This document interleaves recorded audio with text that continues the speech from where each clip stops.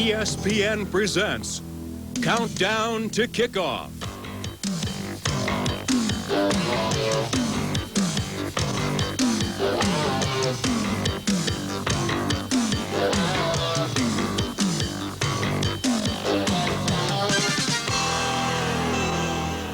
Welcome to Countdown to Kickoff on ESPN. I'm Bob Carpenter, and we're at the home of the Fighting Irish. 88 marked the pinnacle of success for Bobby Bowden and the Seminole football program.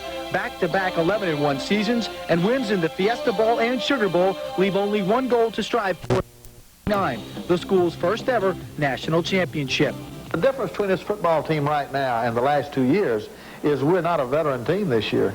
1987, we had nearly everybody back from the year before. 1988, we had our stars back from the year before and some mature players. This year, it's more kind of like a transition year for us. They're going to be new faces, but they're going to be talented. The talent level's not going to drop. The maturity level's dropping. Standing in the way is the toughest schedule in the nation as rated by the NCAA. We'll take a look at the national championship possibilities on Seminole Preview 89. Good evening, everyone, and thanks for joining us for the start of another great season of college football. I got world-class speed with Moose Spout. You throw him out with... Don't call me cocky, and I know that. But this I got to do the Seminole rap. No more raps. What? No more raps. I don't think Coach Bowden wants any more raps around here. No, I was going to bring it out again this year. They wouldn't let me. I go in simple, best in the land, rocking to the beat of the Monte Cheese Band. You know, it's something to keep back in you for memories, but as far as bringing out a new one this year, no, we're not going to do that. Saturday night, we'll start our stuff to show the nation that knows our tough. When others play us, they be illin', because they all know we just be chillin'. Oh, yeah, I don't even remember it. All the Seminoles of Florida State, we know we're good, some say we're great. No, that rap don't bother me a bit. This season, the Seminoles face the nation's toughest schedule. 8 bowl teams from a year ago combined to win almost 70% of their games last season. Now, how would the players describe the 89 slate? Competitive. Devastating. Very challenging. Hectic. Bad. In a hurry. It's fun. Fun? Yes, it's a lot of fun. Well, of course, Odell would like it, but then again, he enjoys chewing nails. No, indeed, this is no picnic. The best thing that can be said for the schedule is that 8 games are being played in the Sunshine State. But to be sure, dark clouds abound. We're playing Auburn, LSU, who rank 1 and 2 in the conference. We're playing Clemson, who's ranked number 1 in the conference. We're playing Miami, who's number 1 independent in the nation. Then you're playing Syracuse, who's probably ranked number 1 in the East. They have really got their program going good. After the Golden Eagles in Jacksonville, who went 10-2 a year ago, FSU hosts Clemson. And they remember all too well that, yes, the Butler did it. Leroy Butler to the 50, Leroy Butler to the 40, to the 30, Leroy Butler to the... Then it's LSU in Cajun country with the Cajun cannon, Tommy Hotson, at the controls. But Bobby Bowden has won 4 of 5 times in the Tiger Den. I think he's probably one of the best in the country. I was hoping he'd go pro this year. I tried to get him to, but he decided to go ahead and play another year. But he's a great quarterback. After a home reprieve against Tulane, the Noles take a week off before traveling to the Carrier Dome to face Syracuse, a team that went 6-0 indoors last year with an average victory margin of 20 points. Then the fact that you're playing in the Dome, that's going to make it very tough because they tell me it's a tough place to play. Then the Noles could easily look past Virginia Tech to the back-to-back home dates with Auburn and Miami, arguably the 2 most talented and physical teams in America. We cannot start thinking about as far as playing Auburn until the last second is off the clock against Miami. It's hard to play 2 great games back-to-back. If you get emotionally high for one of them, it's hard. You don't usually emotional 2 weeks in a row. So that's going to be a very difficult place, and it's probably the peak on the schedule. The following week, South Carolina comes to Doak Campbell Stadium under new head coach Sparky Woods, looking to ignite the upset, and the Noles will most likely be banged up. Then, after an open date, Memphis State comes to town, the 4th consecutive home game for the Seminoles, and finally, the season finale in Gainesville. They're going to come back this year, I really believe that. It'll be very tough, especially down there.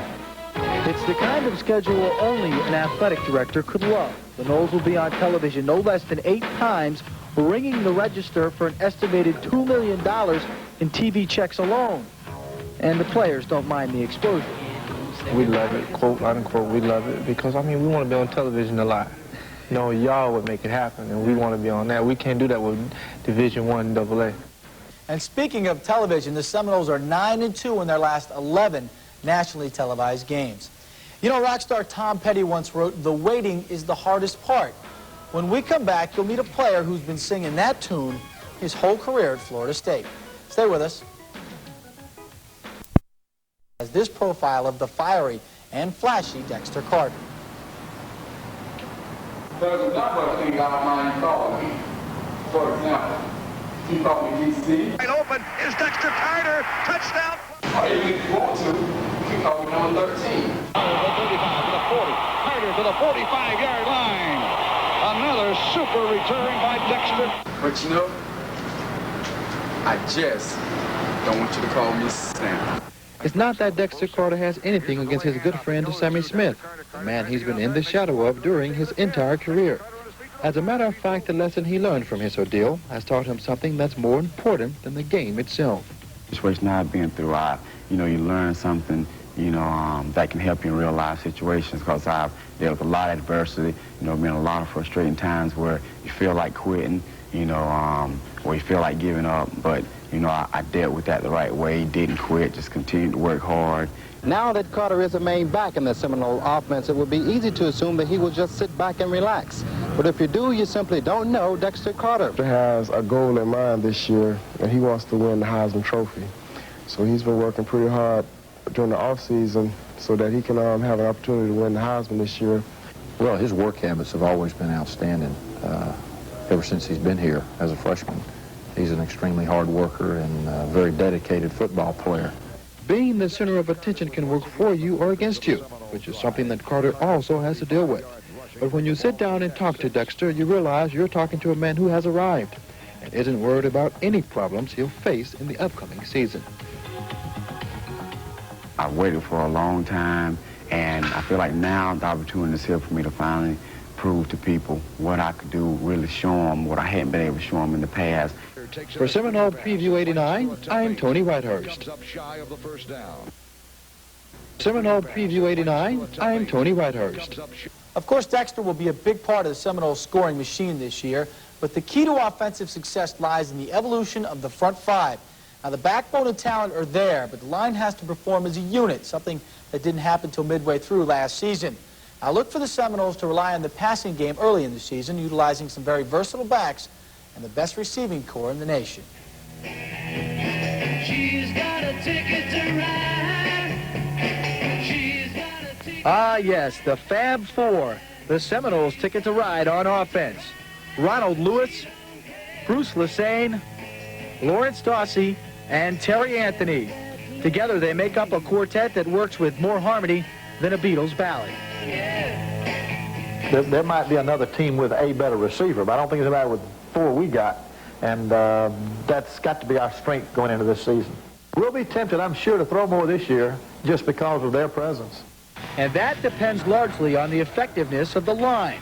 Now, the interior is solid. Michael Tanks at center, Mike Morris at tight guard, Hayward Haynes at split guard, and the versatile Tony Yeomans and John Brown adding quality depth. The nucleus is there. The same nucleus that bullied the vaunted Auburn and Florida lines to the tune of 400 yards rushing in '88. That's the good news. The bad news is the tackle spots are young and untested. Well, Rob Stevenson is coming along real well. Mancini's been hurt. He's not in real good shape. Jason Delaberry is just learning the position, and it's going to take him a while, longer than I thought, probably. We're a long way from being an offensive line, but playing as a unit, having a problem putting our personnel together. We probably got 3 or 4 people that I know can play, you know, is ready to play the game, but after that, we have very little depth. You know, I think they're just looking forward to their chance to play, and they'll be ready when, you know, September 2nd.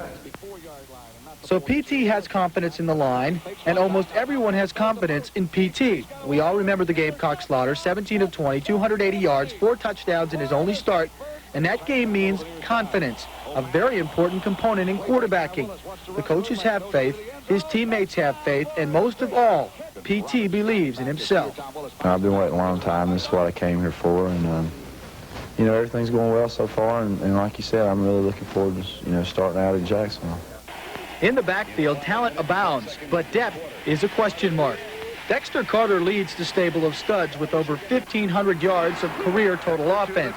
His all-purpose ability gives the Seminoles more offensive options in play calling. Sophomore Chris Parker reminds some folks of 49er Roger Craig. He's also put up some impressive numbers already, averaging 25 carries and 140 yards in his only 2 starts last year. He sprained his knee 2 weeks ago, but has come back strong in later scrimmages. At fullback, sophomore Edgar Bennett returns after a redshirt season, bigger, faster, and eager to make an impact. He's backed up by 6'1", 245-pound Paul Moore, the resident basher in the backfield and a fine lead blocker. If Edgar Bennett and Paul Moore at fullback gives us, I think, 2 good quality physical fullbacks, and I think they'll get better and better, and I feel real good about that position also. Now, the kicking situation is still unsettled, but at this time, Lincoln grad Billy Mason will handle all the field goal attempts while Richie Andrews handles the kickoffs. When we come back, we'll introduce you to the man in the middle, nose guard Odell Haggins, one of the nation's leading candidates for the Outland and Lombardi Awards. Stay with us. He has gained 38 pounds, increased his bench to 420, and thrown his helmet into the ring for a couple other awards, the Lombardi and Outland trophies.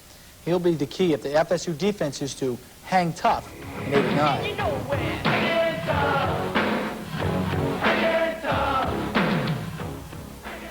He's relentless. He don't let up. He's the thing that separates the great players from the pretty good ones is when Odell's in the ball game, he plays every play like it's his last one. I've never seen Odell when he wasn't ready to play. It seems there just aren't enough superlatives to describe the 6'2", 270-pound nose guard out of Bartow High. He's a preseason first-team All-American after being named second-team in '88. And that was a year full of nagging injuries, and he still was third on the team in tackles, unheard of for a nose guard. In fact, the only game he was healthy was the South Carolina debacle. He only had 16 tackles in that game.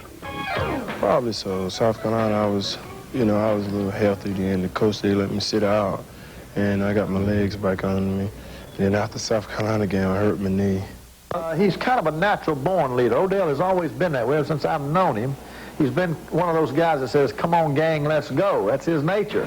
And yes, Odell is the unquestioned leader of this defense, and the only one being touted for All-American honors. But please, don't ask Odell about individual honors. You could get hurt.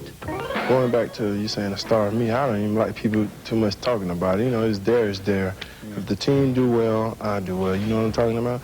We're a team effort. There's no individuals out there at all. It's just one team. Yes, you might just hear a chorus of "We Are Family" emanating from the defensive huddle this season, and you can bet Odell will be right in the middle. See, playing nose guard is a very thankless job, a job only Odell can enjoy. It's like a ping pong ball. You're getting hit from all sides of the, any side, from everywhere. And, you're just getting hit. I just love football. I just go out and play football. Wherever the ball is, I try to make it there and get my head on it.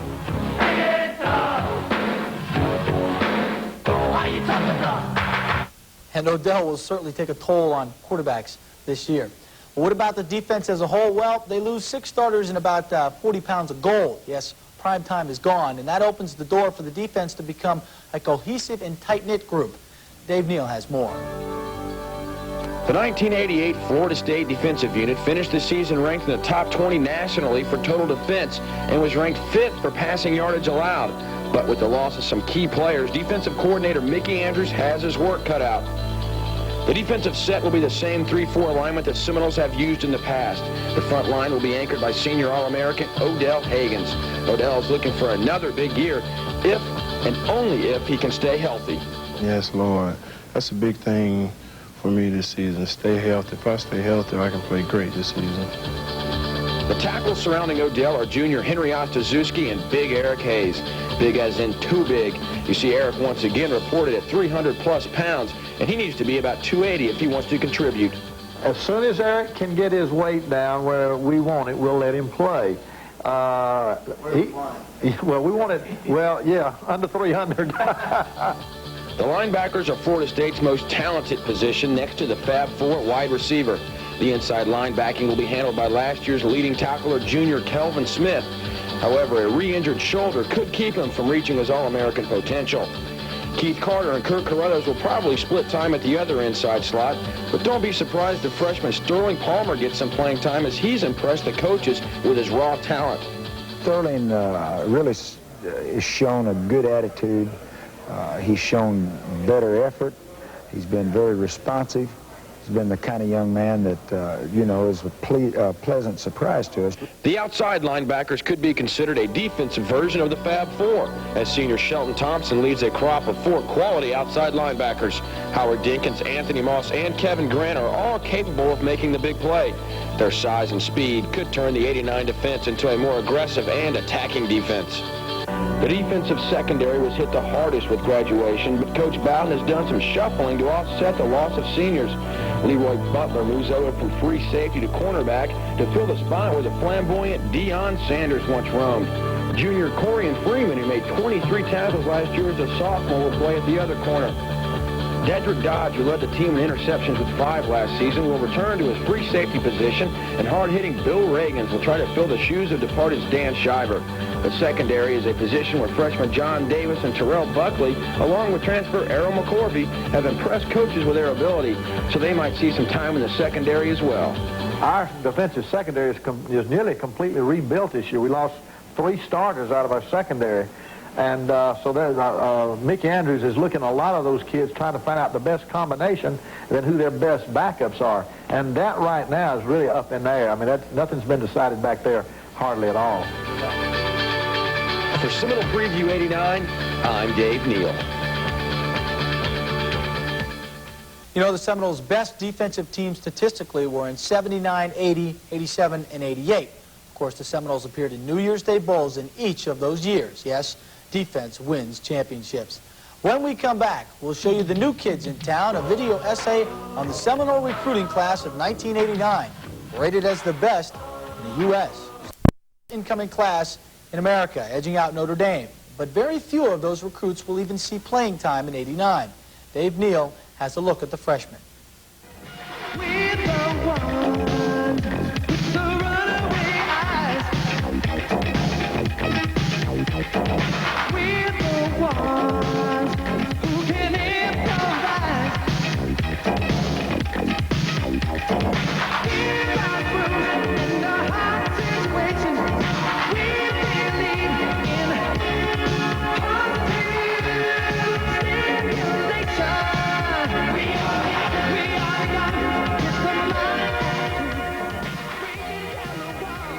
Yes, folks, they may be the young, but the 1989 Florida State recruiting class is also the talented, rated by most of the experts as a top recruiting class in the country.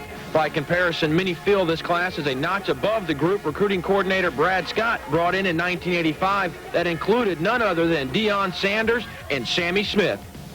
One of the biggest signees was quarterback Kenny Felder, who was rated as the country's 4th best quarterback and overall the 14th best player, and that's according to UPI. Felder, who runs a 4.440, led his Niceville High School team to Florida's 4A state championship. Unfortunately for Felder, he comes to FSU when the quarterback position is as deep as it's been in a while, so he'll just have to wait his turn. But when Felder does get the opportunity to throw, he will have some quality receivers to catch his passes. Shannon Baker and Matt Fryer lead a group of talented receivers.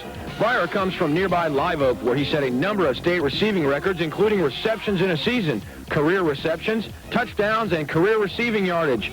Shannon Baker is a speedster from Lakeland, Florida, where he was a 2-time state champion in the 100-meter dash. Baker could possibly see some action as this year's kick returner. The Seminoles also brought in some good running backs.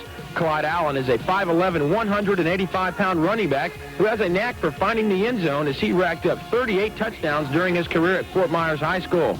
But if 38 touchdowns aren't enough for you, then Amp Lee's 68 during his 3 seasons at Chipley High School should satisfy your need for 6 points. Another quality running back is the 6-foot, 200-pound Maurice Pinckney, who has recently moved into the 3rd-string fullback spot and could see some playing time this season. Marvin Farrell is a 6'6", 255-pound tight end from Jacksonville. He will add some good size to that position. Marvin has caught the eyes of some coaches during the early workouts and should be a dangerous tight end in the future. Defensively, the Noles loaded up on talent. Linebacker Sterling Palmer heads up the crop of high school All-Americans. Palmer, at 6'7", 250 pounds, was rated the nation's #2 linebacker in the country, and that's according to UPI. The defensive secondary added some much-needed depth, with John Davis and Terrell Buckley leading the way. Davis is a 6'2", 205-pound safety from Pahokee, Florida, where many recruiting analysts had him listed as the nation's premier high school safety. Terrell Buckley is a 5', 10-inch, 175-pound speedster who runs the 40 in under 4.3 seconds. Buckley intercepted 10 passes and returned 7 of those for touchdowns last season at Pascagoula High School in Mississippi.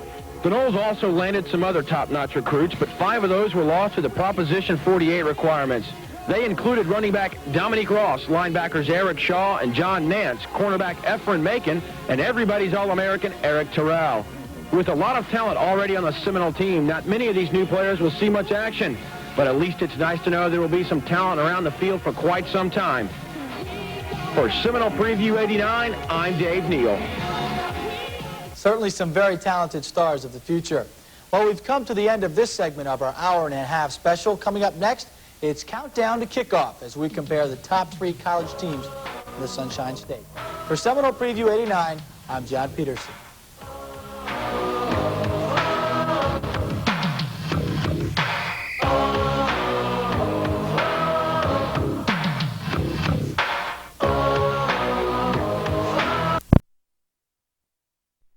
But one team and one team only was the spoiler. This year, the Seminoles want Miami and the national championship bad. Injuries saw a promising University of...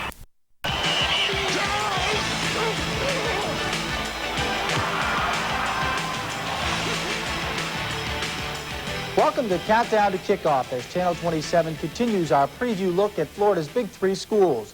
As much as Seminole fans would like to deny it, the truth remains that the University of Miami has dominated the decade of the 80s.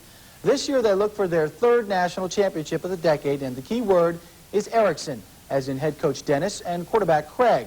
As the Hurricanes count down to their opener, they want nothing less than a perfect season.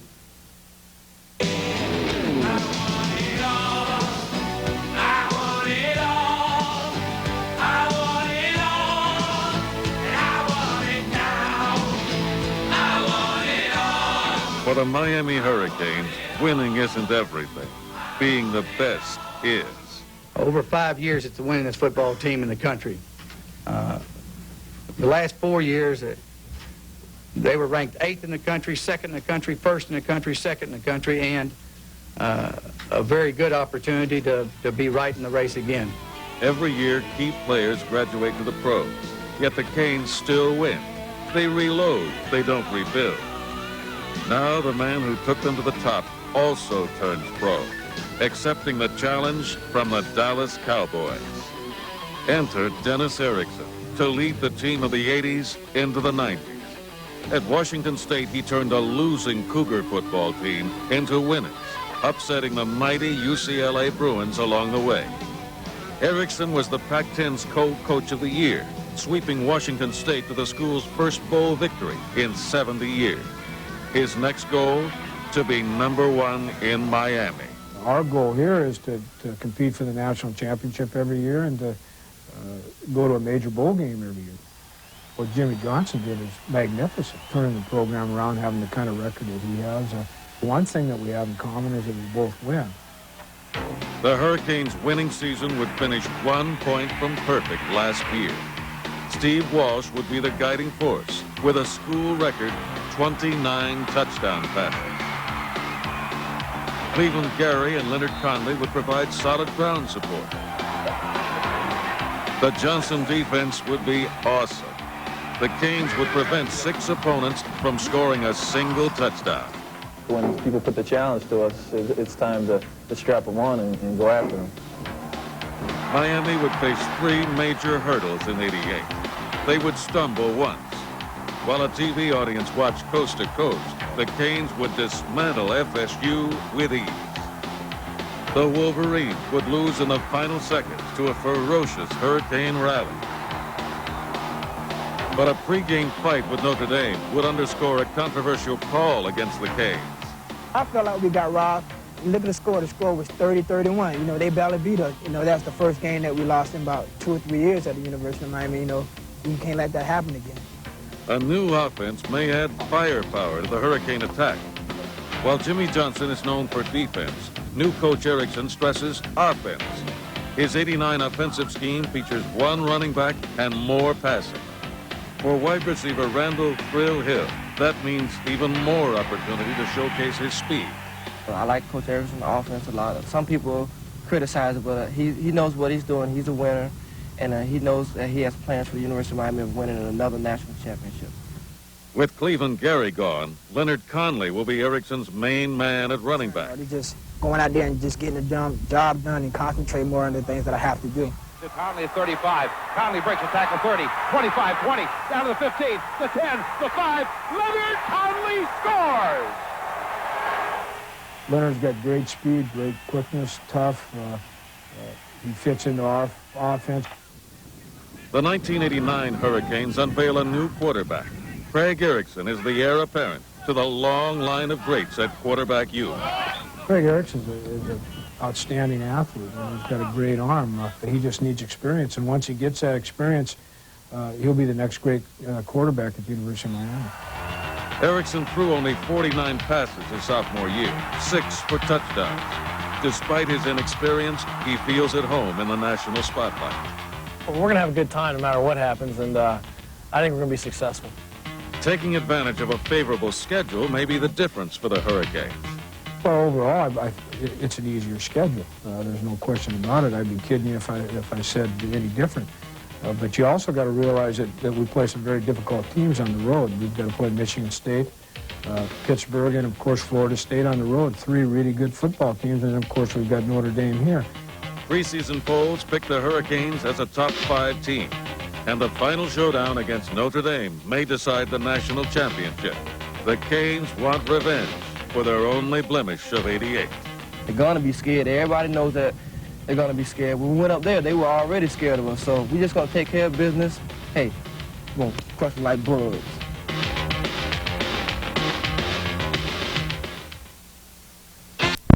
But this year, Galen Hall, in 1987 and '88, the Seminoles turned out back-to-back 11-1 seasons, and Miami was the spoiler.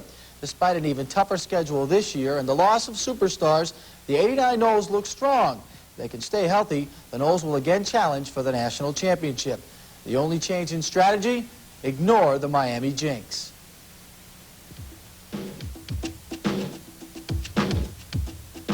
We are the Seminoles of Florida State. We know we're good, some say we're great.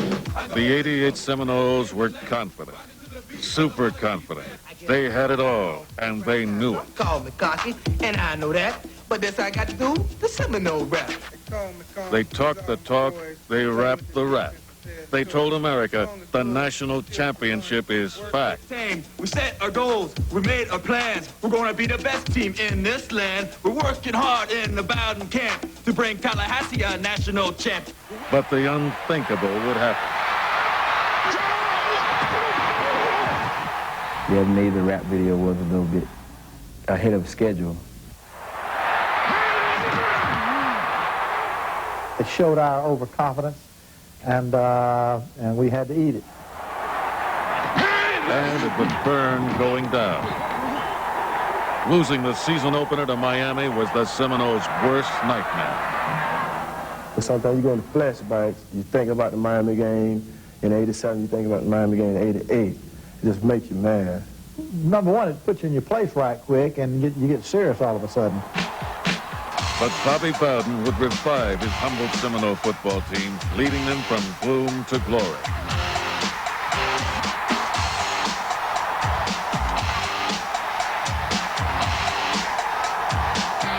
In a season of hard-hitting defense and high-scoring offense, the Seminoles would reel off 11 straight victories, highlighted by a thrashing of cross-state rival, the University of Florida. The most celebrated play of the Florida State season, the Punt-Ruski. Hand off to the up back. Leroy Butler's got a long way to go to the 40. Leroy Butler to the 50. Leroy Butler to the 40 to the 30. Leroy Butler to the 20. Leroy to the 10. Leroy Butler knocked out of bounds at the 4-yard line. What a play by the Seminoles. Some razzle-dazzle. And the sweetest win of all, a New Year's showdown in New Orleans.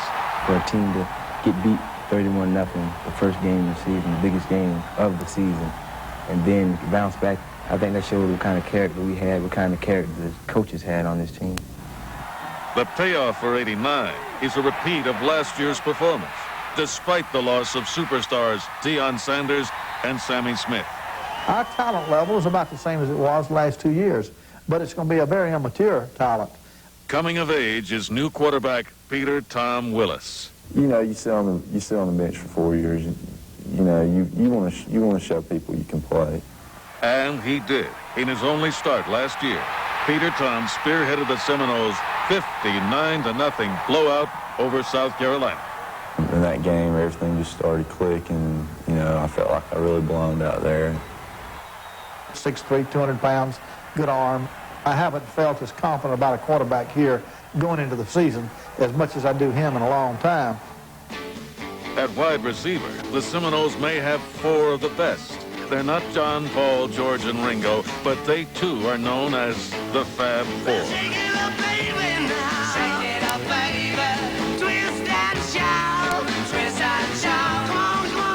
Together, Ron Lewis, Terry Anthony, Bruce Lassane, and Lawrence Dawsey tallied 22 touchdown receptions. I don't think there's any receivers in the country that can touch them. You know, I think you could take any one of them out and they'd start at any college, you know, and I really believe that you'll see all 4 of them in the pros. He has waited for Sammy Smith to go pro. Now, Dexter Carter holds the key to the Seminole ground attack. I will break the single-season rushing record, which is 1,230 yards, which I don't feel like there's any problem. The question is, can Carter line up 11 ball games at 170 pounds? You know, there's no doubt that I can take the leg. You know, maybe it was something I had to prove to the coaches this spring. They gave me the ball 30 times. I got up walking. Sacking is this man's favorite pastime. He's All-American nose guard Odell Haggins. I only feel I'm a very mean guy. I don't take no jump for nobody.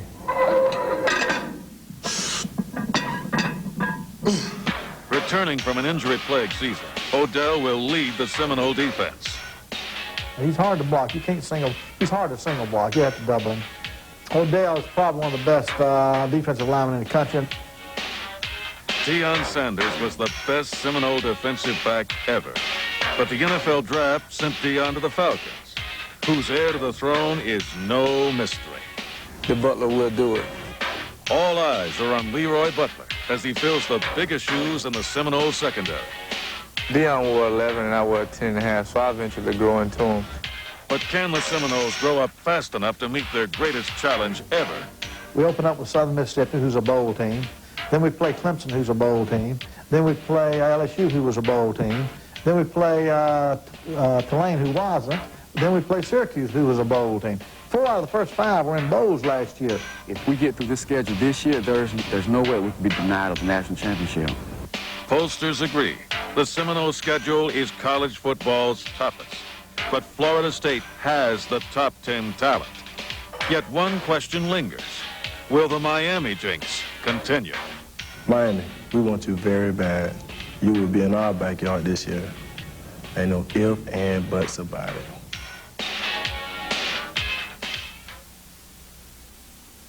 Savings go on. Season, we pause to reminisce with some of Florida's gridiron greats. It's the feeling forever. As well. Well, we do it every year. I would say the fifth best team in the country would be Southern Cal. After that, I would have Florida State. Florida State's problem, Dan, they have to play Clemson and LSU back-to-back, and also 2 teams called Auburn and Miami back-to-back. As I said earlier, Notre Dame probably has the best team in the country, but when you have road games at Michigan, Miami, Penn State, and then you have to come home and play Pittsburgh and Southern Cal, it's just too much to ask. Michigan, All they have to do, they have UCLA on the road, have Notre Dame at home, and UCLA back-to-back. They win those two, they're national champions. I can't wait to see who's next here on the list. Who's next? The team I've picked every year for the 3rd year in a row, Miami. Miami is the best team in the state of Florida. That includes the Dolphins and the Tampa Bay Buccaneers. Miami has a 2-game schedule, Dan. Florida State at Florida State and Notre Dame at home. And I think they'll be the national champions, and I think they'll play Nebraska. Boy, that is interesting. You obviously like the Ericksons. We'll see if that pans out, Danny. Thanks a lot. Now time for a short break. But when we come back, we'll show you who's back. Just when you thought it was safe to pronounce the SMU football team down and out, they are back. Southern Miss, live at 12:30 Eastern hour right now, from now, against the Golden Eagles of Southern Mississippi. Our Bob Fasella has that matchup and more in his tour of the South and Southwest. Southern Mississippi has made its presence felt in the South, fresh off a 10-2 season and a victorious trip to the Independence Bowl. But now the search is on for national recognition. A win today over 6th-ranked Florida State in Jacksonville would certainly get the pollsters' attention and would also spotlight Golden Eagles quarterback Brett Farve, who's quietly being mentioned for the Heisman. He deserves to be mentioned as a Heisman candidate. He's got all those qualities. He's got great coaching. The competition's going to be there. The opponents are going to be there, and if he has a great year, I think his stock's going to go up that much more. For Florida State, Southern Miss represents just one of 8 bowl teams on its schedule. 2 years ago, quarterback Danny McManus led the Seminoles to an 11-1 mark. Last year it was Chip Ferguson, and now the torch is passed on to 5th-year senior Peter Tom Willis, who will be throwing to one of the nation's top receiving corps. In the Southwest, 9th-ranked LSU travels to College Station to meet Texas A&M. The Aggies are making... We called it earlier this evening. What a tremendous debut for the new head coach of the Aggies with an emotional win over a great football team in their own stadium. That'll get the folks excited again about college football down in College Station. We welcome you to our college football scoreboard, and coming up we have an upset of the day, but there are some other stories taking place as well. One of them is taking place right now in Dallas, where the Pony Stadium was rocking, especially on the opening kickoff. Trevor Cobb receives it, but SMU with a big hit. Stuart Eisen causes the fumble, and Kerry Brabham recovers for the Ponies, who go on to get a field goal and take the lead. Still in the first quarter, on 4th and 5, Rice quarterback Donald Hallis keeps and goes all the way for a 34-yard touchdown run, and they lead it 7-3. Later in the first quarter, Hallis again on the keeper for an 11-yard touchdown run. Rice led it at that point 14-3, and they're starting to pile it on a bit, leading 28-3. They're not even to halftime yet in Dallas. The big upset of the day took place in the Gator Bowl in Jacksonville. Florida State playing on so-called neutral ground. Southern Mississippi didn't play this one in Hattiesburg as scheduled. They went down to Florida and played it, and what a ball game it was for Curly Hallman's team as he looked across at Bobby Bowden. Fourth quarter, 27 seconds left, and Southern Miss down by a couple. It's Brett Favre, a play action to Anthony Harris for a 2-yard score and a 4-point lead. 16 seconds left, a little razzle-dazzle from the Seminoles, but Peter Tom Willis, Casey Weldon, and Charlie Ward will not be able to get it done. As the ball bounces, it goes deep, incomplete, and it's a 30-26 win for Southern Mississippi in the upset of the day. Number 6 Florida State falls, and Curly Hallman felt great about the result on the road on day one. Most exciting group of kids. It's not the most talented group I've ever been around.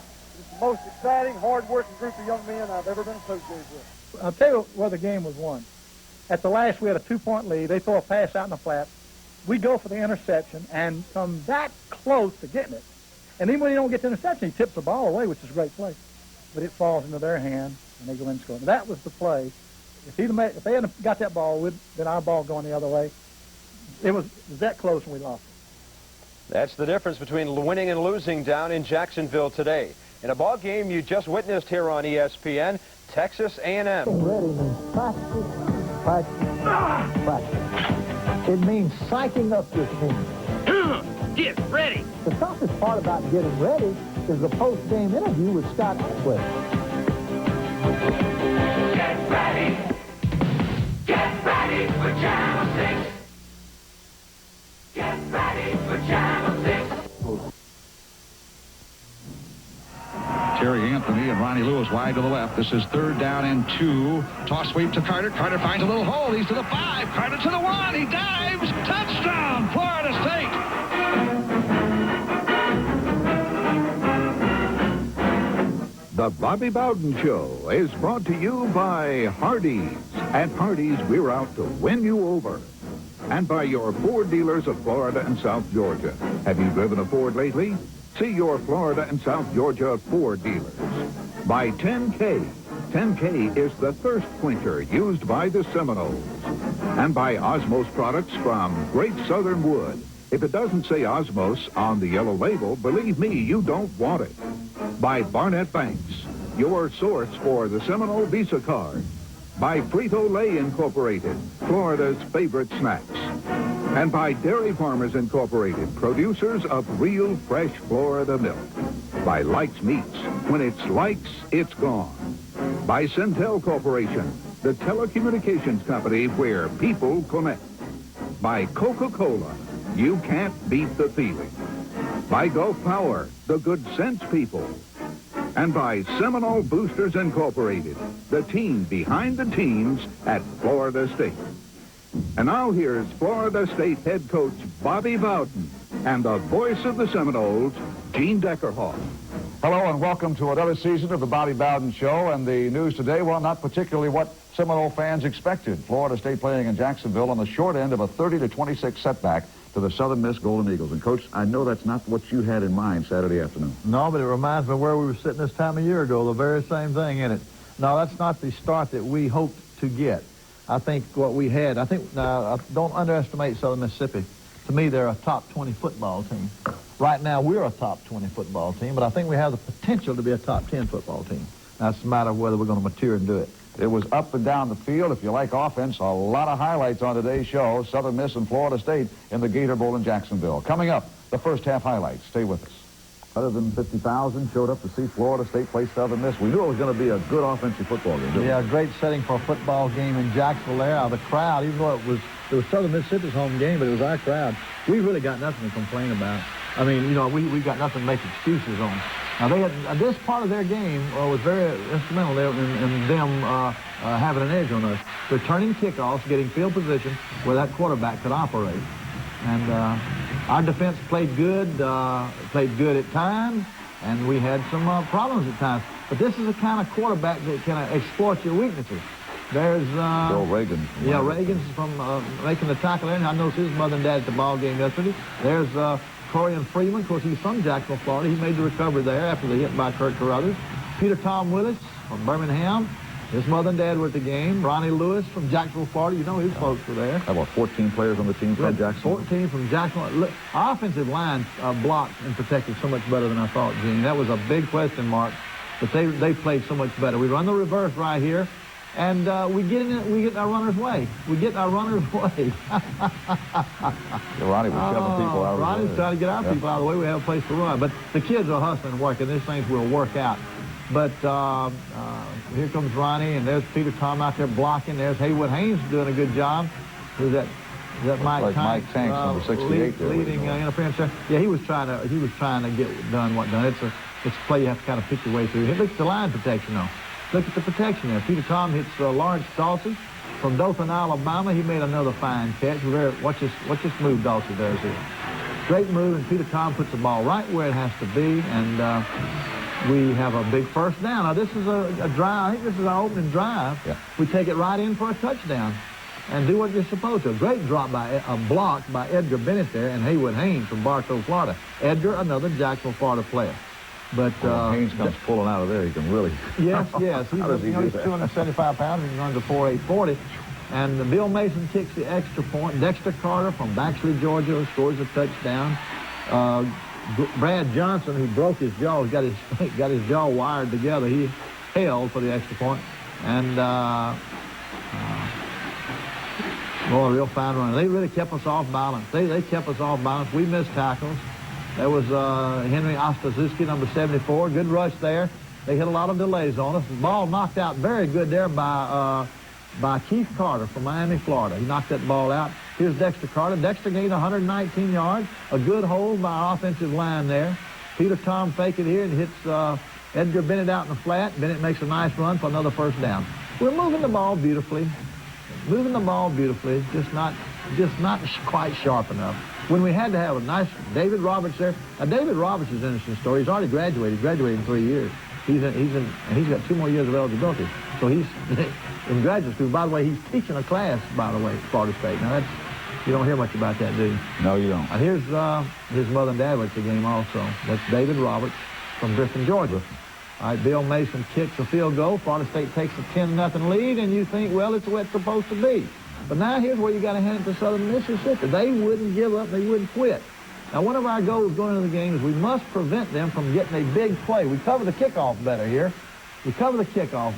Number 2 there, Ross, Grady Ross from Jacksonville, Florida. But see, this right here, they make a, golly, we just fainted. Big play there. Nice effort by Leroy. Nice effort. See, but there's the big play, and it ends up them getting 3. Our defense did a good job, though, and they only got 3 out of it. Our key to success now is we must improve. You know, if we can just improve. We played a lot of boys Saturday. We played a lot of young guys. We played a lot of freshmen. Anytime you play a freshman, you take a chance on something like this right there happening. If you're going to play a freshman, you're going to take a chance that his judgment is not ready yet. And that's what we have decided to do. We're going to take our chances as we try to build our football team into the greatest team it can be. And then they run the option. Now, here's where they put the option in, and they hadn't done that before. And they had all spring to do it, and they came out there and executed better than we could defend it. After spotting the 6th-ranked team of the country a 10-0 lead, Southern Miss just comes back, and it's a tie ball game. Now they're back in the ball game, and we're going to set another one up for them. Dedrick Dodge there intercepts that ball, and for us, he's a senior. And here's Dexter Carter. Now watch this right here, see? We make a great play, they recover the ball. We make a great play, and they recover the ball. The bad thing about our fumbles, they were up around the 50 and down around our goal line, and they scored off of them. Their fumbles were down on our end of the field, and we still had 90 yards to go, and we stopped them. And they just out-execute us right there. And so a little alley-oop pass, they threw it to one side over there, and Corey Freeman broke it up. Then they threw it to the other side, and they hit it. Now, see, we had that same play twice yesterday, and they made the plays. We didn't. We have got to play as good as we're capable of playing, or we're going to lose some ball games. A great moment in Florida State football history with former Seminole teammates Burt Reynolds and Vic Frenzy. Did you ever visit the campus at South Bend, Indiana? I went up there when I was a senior in high school, Vic, on one of those tours, you know, where they ask you to come visit the campus, and it was awesome. You know, the ghost of Rockne still lurks around there, and you think about Parsegian and all the great Frank Leahy, all the great coaches they had there, and also the great players they had there. The tradition of the school is phenomenal, and it's just incredible that Florida State went up there, played them only once, by the way. maybe that has something to do with Notre Dame's scheduling, but the outcome was quite surprising. It was quite surprising. 1981, Florida State visits Notre Dame in the 3rd game of their Oktoberfest, the famous Oktoberfest. And Burt in that ball game, Notre Dame got off the board first with a 43-yard field goal, but Mike Redina answered with a 26-yard field goal in the 2nd quarter. And, of course, that ties the score at 3-3. But after that, Mike Whiting and Ricky Williams get big runs in the 3rd quarter. Well, I always loved Ricky Williams. I love the way he ran. He was a slashing kind of runner, and he played for the Bandits for a little while, you remember? I remember that well. Stockstill stayed in that ball game and hung tough for Florida State, and he hits Whiting for a touchdown, and Florida State goes up 10-6. Just before halftime, Mike Quindina hits a 33-yard field goal, and Florida State takes a halftime lead of 13-6. Well, I remember that halftime very well because I was in a coma for the entire half. But Notre Dame was not going to stay out that ball game much longer. They had a great running back in Greg Bell, and he comes back in the 3rd quarter and ties it all up 13-13. But Florida State had one thing on their mind. They were going to try to be one of the first teams to come in to Notre Dame. Actually, only 2 teams have ever beat them the first time they ever played them. That's absolutely correct. And Stockstill directs another touchdown drive for the winning points. And he puts the score up there. Florida State goes up at that time 19-13. But Notre Dame is not going to give up. They're coming down the field after Florida State. But a great defensive play by Harvey Clayton with a big interception to preserve the victory. In 1981, Florida State gets into the 3rd ball game of the Oktoberfest, but more importantly, Bert, they knock off Notre Dame 19-13. What did Bobby say about that game? You said something about some quote. He said it was probably the greatest satisfying victory of his career. I agree. What a great win. Join us again next week when we relive another great moment in Florida State football. Transportation for the Bobby Bowden Show arranged for and provided by Astro Travel and Tours of Tallahassee and Delta Airlines.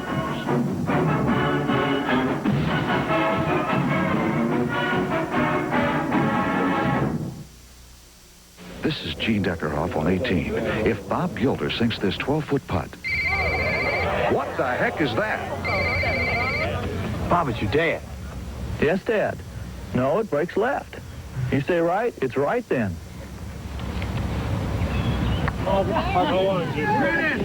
He's done it. Great putt, Bob.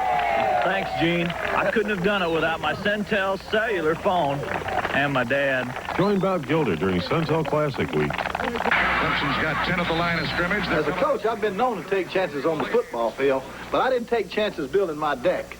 I used Osmos pressure-treated lumber, the one with a 40-year warranty from Great Southern Wood. Then I used Osmos deck screws for better holding power. And finally, for weather protection, I'll apply Osmos clear water repellent or stain. Now, it may pay to take chances on the field, but not when you're building outdoors. If it doesn't say Osmos on the yellow label, believe me, you don't want it.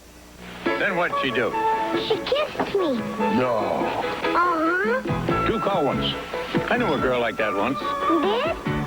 We're playing this game called Spin the Bottle. And when it stopped, it was pointing right at me. Then what? She kissed me. So what'd you do? I married her. Can't beat Coca-Cola Classic. Does Grandma know? She's a little suspicious. How old was that girl? Very old. 8. Now there are two ways to show your true colors. Garnet and gold, of course. The Barnett Visa card and the new Seminole MasterCard. For any new Visa or MasterCard accounts, there's no annual fee for the first year. And best of all, every time you use your Seminole Visa card and your Seminole MasterCard, Barnett contributes 10 cents to Florida State. Now that's an easy way to be a chief contributor. Order your Seminole MasterCard or your Seminole Visa card at any Barnett bank. Boy, Coach, watching that great moment in Florida State football, the win over Notre Dame, seeing Burt Reynolds and Vic Prenzi together, 11 more great moments this year on the Bobby Bowden Show. Yeah, and Burt Reynolds came by, and he brought me a pair of boots yesterday, by the way. He and Andy Haggard and Ken Cashin and Lamar Jackson all came in, and he tried to take them back after the game, but I outran him. Those are pretty good-looking boots. Thanks, Bert, for all you do for Florida State University. Now let's go to the second half highlights. And, Coach, there are still many fireworks to go in the second half in Jacksonville. Yeah, our kids came back. You know, there were so many good things that did happen to our football team. Every time they got down, they came back. You know, with 30 seconds to go, we were winning the darn ball game, and there wasn't enough time. 29 seconds just wasn't enough time to come back in when we finally got the ball. But we take the opening half. We're down by 7. We come right back and score every time we got behind was tied, and you just have to so far so good that what our kids are doing. We just did not make plays enough. Peter Tom's doing a great job. There's Reggie Johnson there, who I didn't think was going to be able to play, from Pensacola, Florida, making a fine play. We're throwing the ball a whole lot, as you can tell. Here's Dexter Carter on a nice catch. Dexter played a real good ball game. I think he had 5 catches, plus he gained 18 or 19 yards. Net. And ran the ball well. Edgar Bennett ran it well. Paul Moore ran it some. Chris Parker didn't get to play enough. And here's another great catch by Lawrence Dawson. Lawrence Dawson, boy, what a dependable receiver. Out of the Fab Four now, he's the only one that returns next year. He's from Dothan, Alabama. Beats the guy pretty good on the move. Peter Tom gets the ball, and he makes the play. Now, we had a couple other chances to make plays, and we just didn't. We just got to make them all. We've got to play as good as we are. That's what we've got to do. I say the most important series is that first one after the third quarter, and you took the ball on the kickoff, took it right down the field, scored a touchdown. Well, yes, we did, and then our defense began to play better now, and we ended up taking the ball away from them and setting us up 3 points down there to win. Charlie Ward makes a great. See, we recover a fumble there, and in a minute, Charlie Ward makes a great punt dead on the 2-yard line. And here's Dexter Carter making another catch and another first down for Florida State. Here's a real fine run. I tell you, our line blocked so much better than I thought they'd be able to. There's old Tony Yeoman from Jessup, Georgia. Mike Tank from Atlanta, Georgia was in there at center. John Brown has done well. Good job coming to strong tackle. Dexter scores there. There's Kevin Mancini there from Tampa, Florida. His family's moved to Chicago, by the way, in there at tackle. And Mike Morris, of course, from Miami, Florida, in there at guard. And one thing, the touchdown by Dexter Carter, his second, but the extra point was missed, and that sort of puts you on the... Yeah, again, we had a new snapper, and we got a bad snap, and that's things that we've just got to get better at, and we made enough mistakes the kicking game to beat us, there's no doubt about it. This guy here's a heck of a football player. Good play down here, but if he could just turn around, face the ball, that would have been a great play. They get an automatic first down out of it. See, they're running that option. It really hurt us with the option. In fact, he scores a touchdown there. We did not know they had the option. We had no way of finding out, and they surprised us with it. We suspicioned it and worked on it some, but we didn't know how they would do it. But then we come back here, and great catch by Terry Anthony from Daytona Beach, Florida. Look at the pass protection, though. Look at John Brown there. Look at Mike Morrison there. PT put it right on the screen. PT put it right where you got to have it. And that was a third down and about 10 or 12. It was a great play. And here's where Charlie Ward, a freshman from Thomasville, Georgia, punts the ball down to the 2-yard line, and it's saved down there by, I cannot tell who that is. I think Grady Ross was the... I think Grady Ross kicked it out, and I think Bill Reagan was down there to get that recovery. Now then, they punt back, but that's the only time we had field position all day, right there. That's the only time we had them backed up. Now there's another freshman there. He's going to be a good one. Terrell Buckley. Yeah, Terrell Buckley from Pascagoula, Mississippi. And we're getting down there and trying to set something up here and at least come out there with a score that'll put you ahead. And Bill Mason kicks. Gene Haupt snaps the football. Gene's from North Carolina. Kicking without a tee, too, Coach, for the first time. Bill Mason, 2 of 2. Two field goals. Good job. But now then, boy, here's where there's Deion Clark. Now, he's a freshman nose guard from Orlando, Florida. It's going to be a good one. 36 there. Kevin Smith played more than I thought he could.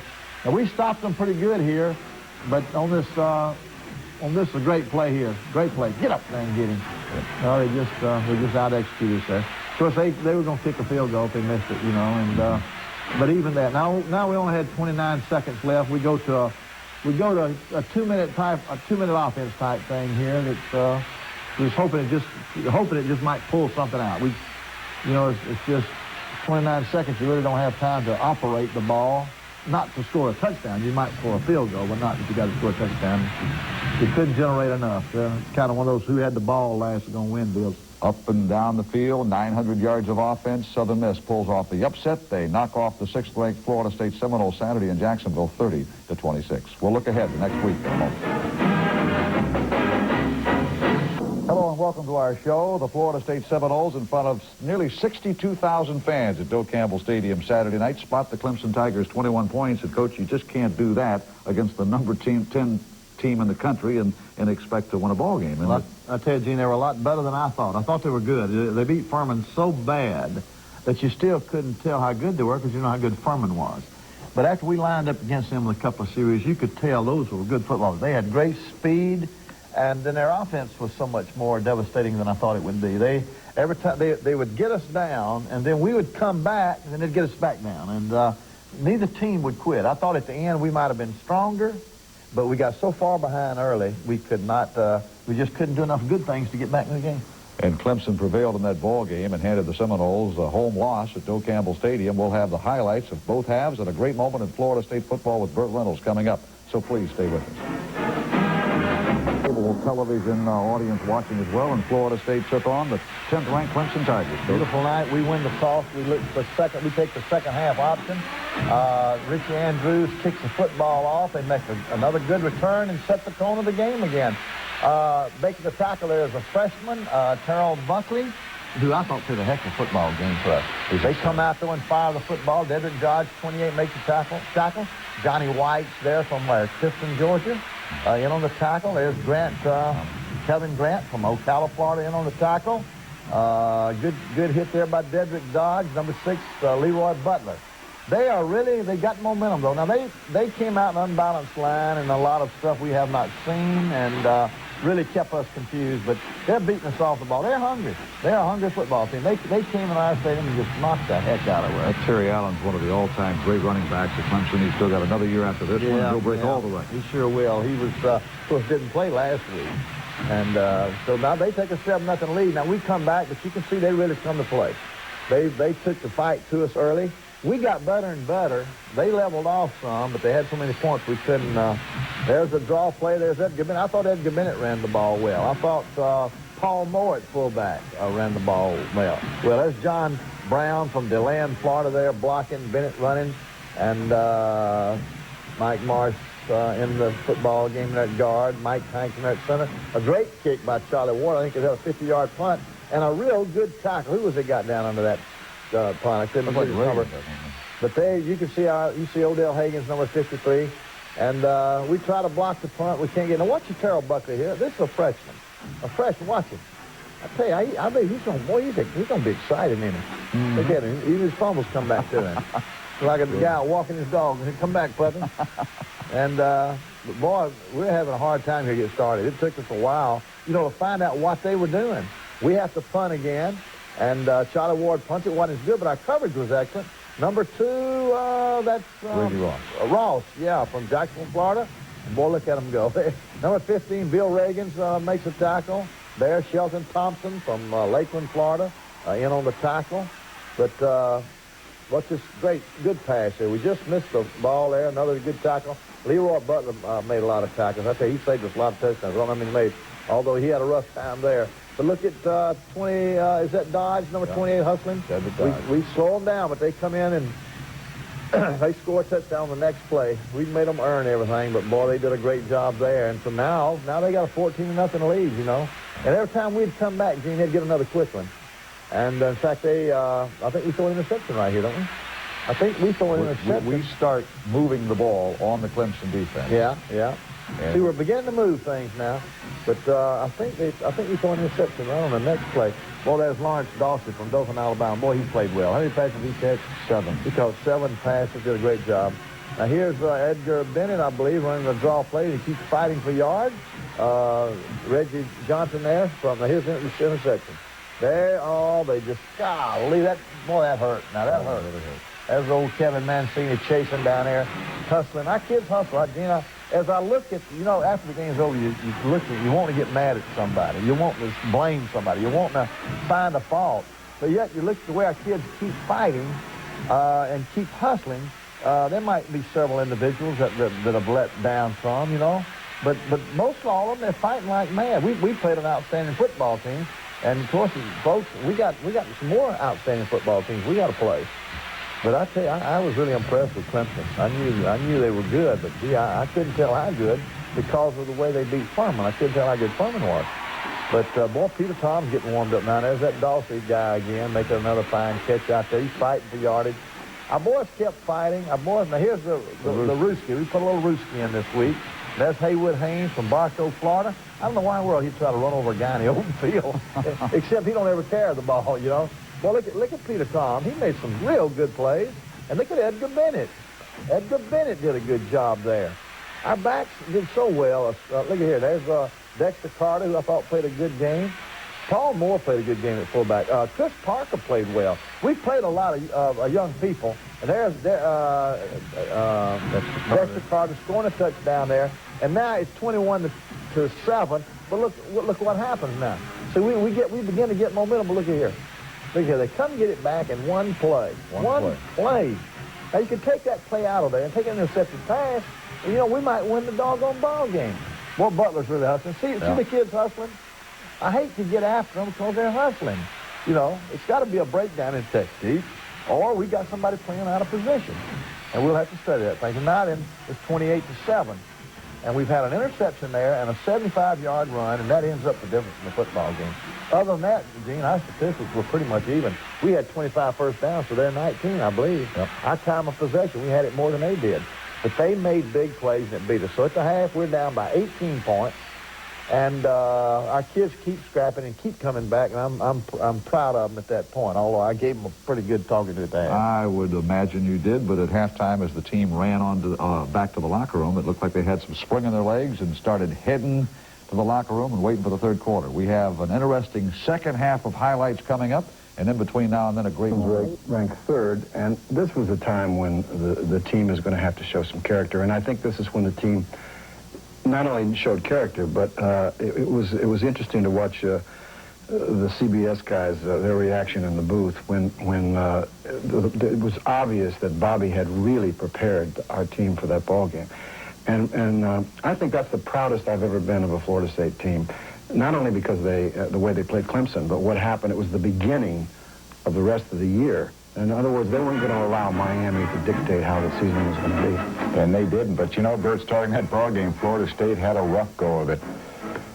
Right off the bat, Danny Ford comes out with a little bit of razzle-dazzle halfback pass.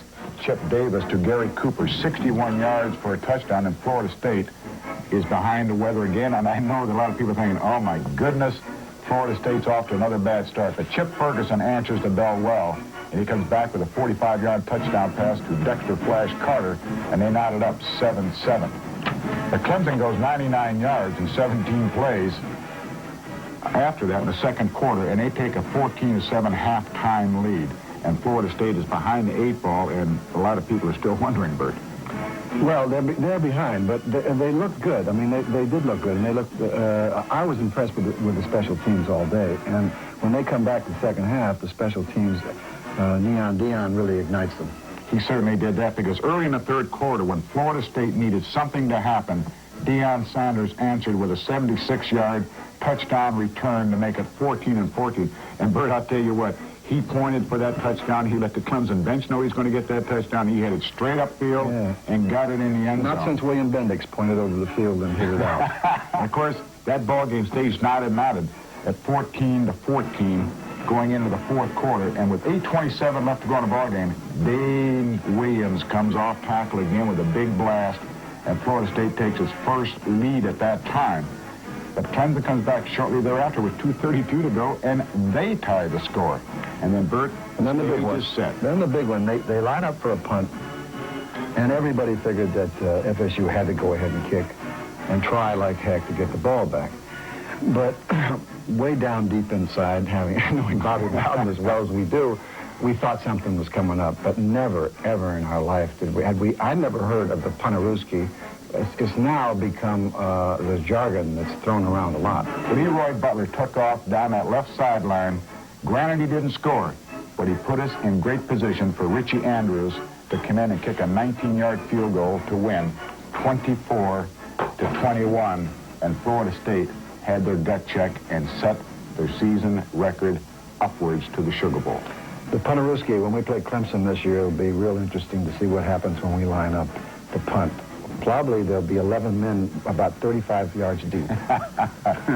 Florida State, big win over Clemson, 24-21. Because your team came out in that third quarter and really dominated play. Well, we came out and took the ball and drove for touchdown.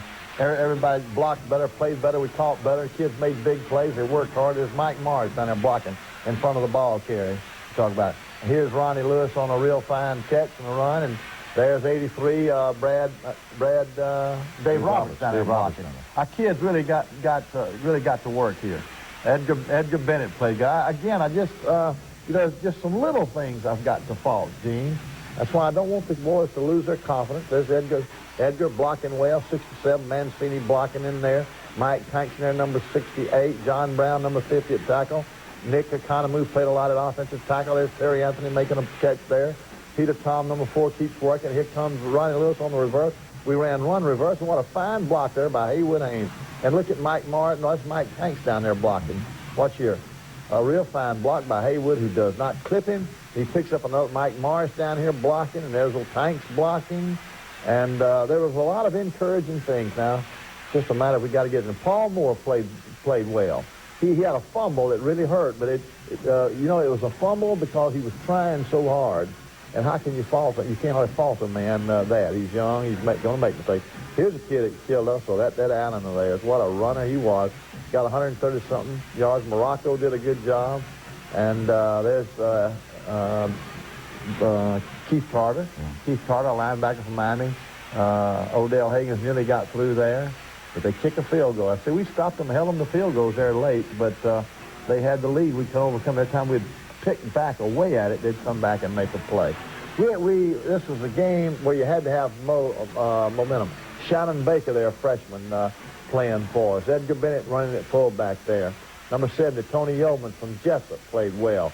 Charlie Ward averaged 42 yards a punt. He can punt better than that one there, but he still averaged 42 yards a punt. And how long has it been since we've had, we missed a tackle back there. However, Leroy Butler, number 6, comes up and makes a good one. See, our kids are fighting hard. There's, looked like Keith Carter that came through. And nice tackle there, nice tackle. Looked like Kevin Grant made the tackle. And we stop them here where they have to kick a field goal. Number 15 there.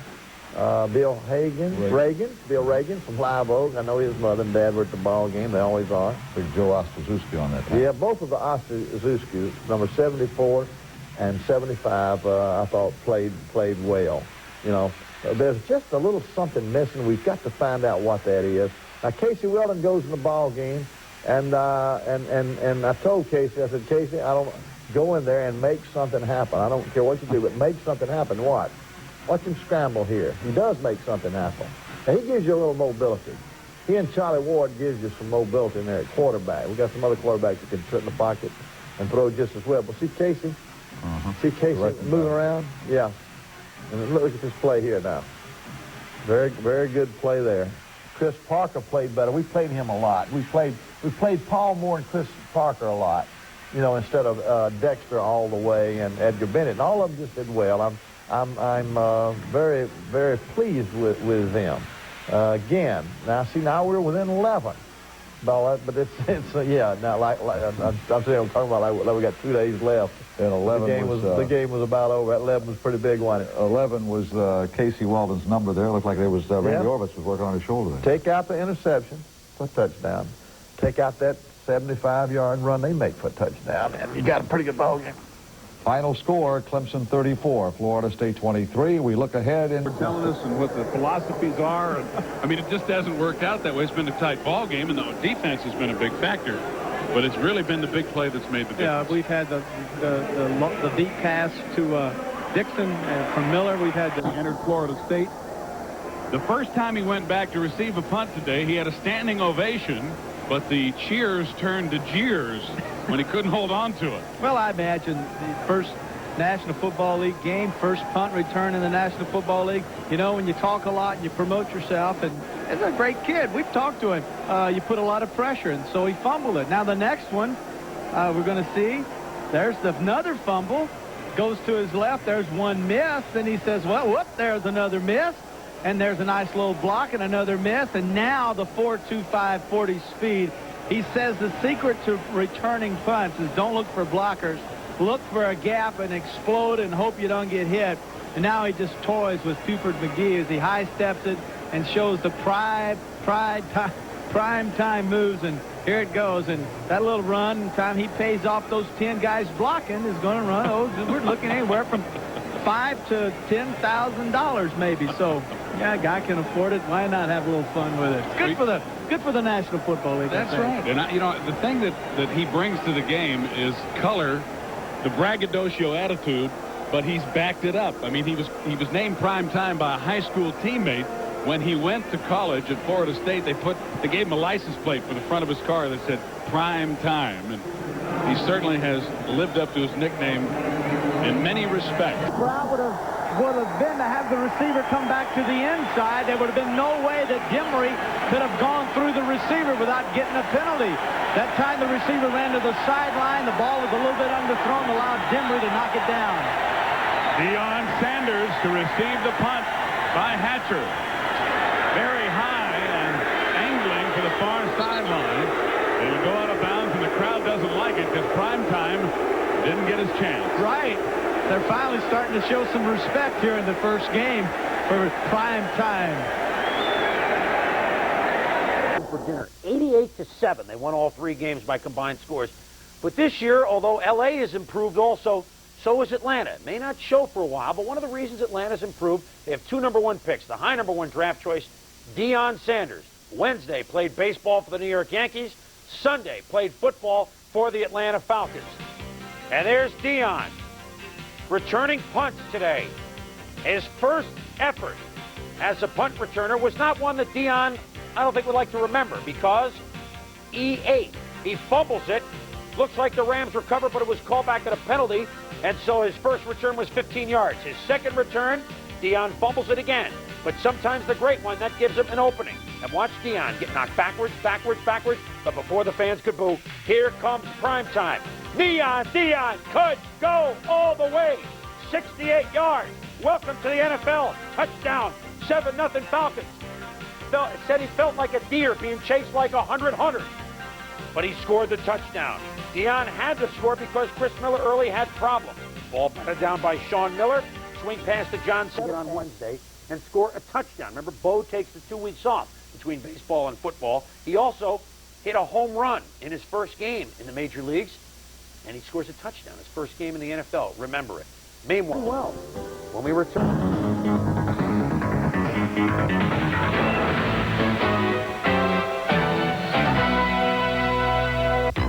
Our first nominee is O.J. Simpson, the dominant running back in the NFL through most of the 70s.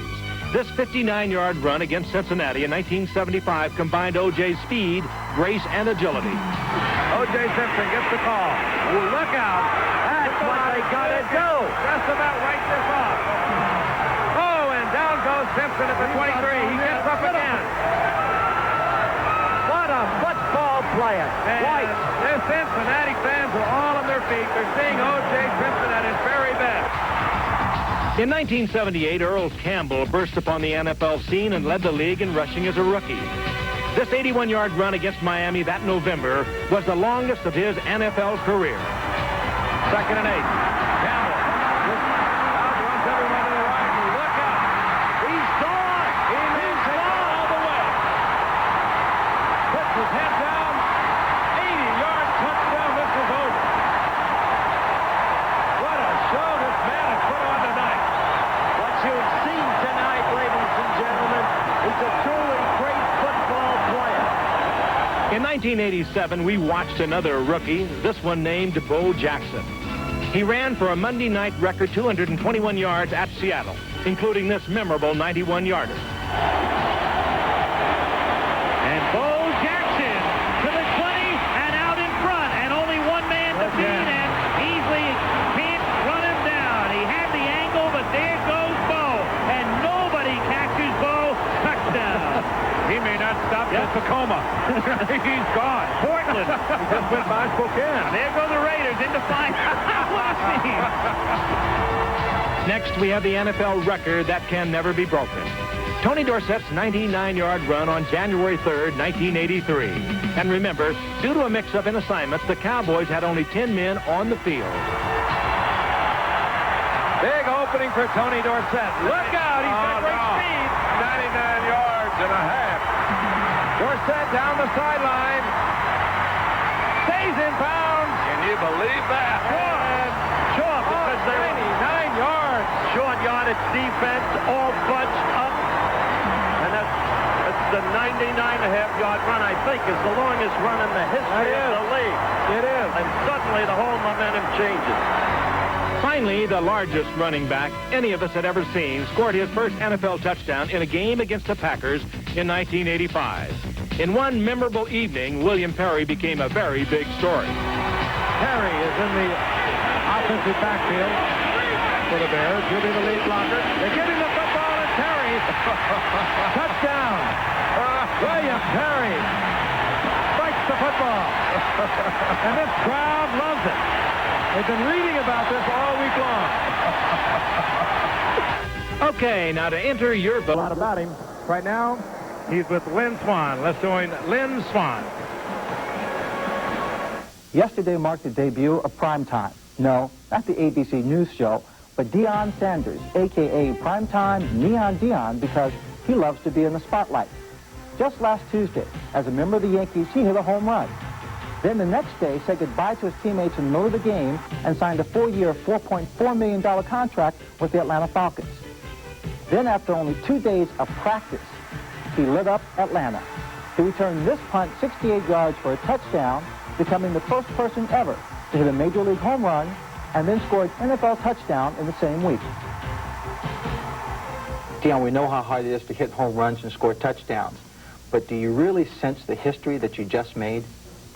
Well, it really haven't set in just yet. You know, last night I took a flight back to Fort Myers to pick up a car, and I was just sitting on the plane saying, man, Deion, do you know what you've done? You know, you excited those people. You've done everything you wanted to do, but it still haven't really kicked in yet. And the season hasn't really begun yet. Right. Now, you've talked about playing football and baseball, but I've heard there's something in your contract that makes football the #1 priority. How are you going to work them both in? Football is my #1 priority. Now, I'm 100% football, and I plan to put everything into football. Next spring training, I will definitely be with the New York Yankees and try to fulfill every need that is written in that contract. But as far as one as the other one, I just take one at a time right now. Deion, you're known for a lot of flash and dash. You've got money now. People are going to come at you from all different directions. You're very vocal. You even got a guy coming out of the woodworks to file a civil suit over something happened last December. How are you going to handle all this pressure? It's not really going to be tough. People make more out of things than they really are. But one thing, Deion Sanders, he has a great relationship with the Lord, and I feel like the Lord can get me through anything. Who is the real Deion? Is he the guy we hear with the flash and dash, or is he the quiet, soft-spoken guy I'm talking to now? Well, he's just like James Brown. He's real. He's real. What do you anticipate coming in the second game? You've already accomplished so much in this first game. You're going to be in that secondary. What do you anticipate from the opponents? Well, I'm sure they're going to come at me because I'm a rookie and I haven't played in the secondary at all. So they're going to come at me. I just hope to contribute, just as I've done last week. Well, Bo Jackson says just do it. Maybe Deion Sanders is going to say just watch it. You know it. Good luck to you. Okay. And he wants you to control establish the reputations of their first two opponents. Southern Miss made it into the top 20 after playing Florida State. Clemson only stayed there after playing them, so now it's time for them to turn the tables a little bit. Let's hope so. It will not be easy when the Seminoles take on LSU tomorrow night. They will be lining up in the toughest road site in America, that according to the College Football Association. They call it Death Valley, loved by the home team, loathed by the visitors. And as we hear from Scott Atwell, one of the biggest problems is hearing over cheering Ragin' Cajuns.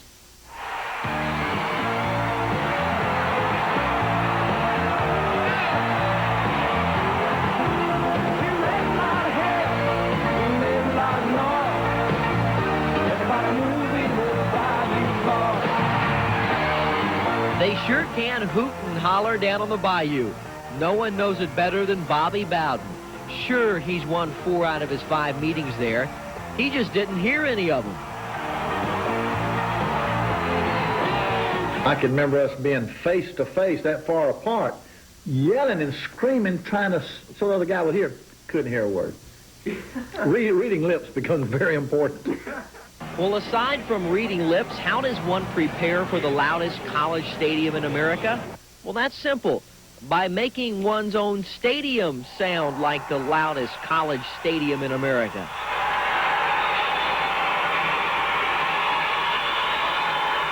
I think LSU was probably the first game we did that because we had heard so much about the noise there in Baton Rouge. And so we started getting noise in our stadium the Thursday before we played. The cheering? It's from a live in concert album. Even has some tunes. Cotton balls are optional, but please, support staff only. Managers, all right. Trainers, okay. Wait a second. This player must not be making a trip. But for those who do, this kind of preparation helps make the venture to Death Valley a bit more survivable. Played in places in the past where it's been tough to hear, and we've adjusted to it, you know, and we're working on it this week too, you know, because we know we're not going to be able to hear a lot, so we're working on that, you know, and getting ready for the crowd. Call it sound preparation. The Seminoles hope it strikes the right chord in Baton Rouge. Scott Atwell, Channel 6 Eyewitness Sports at Florida State. Meanwhile, kickoff for Ray. For the challenge. I'm just here to get ready to play and try to add some type of spark to the team, and hopefully it can be positive.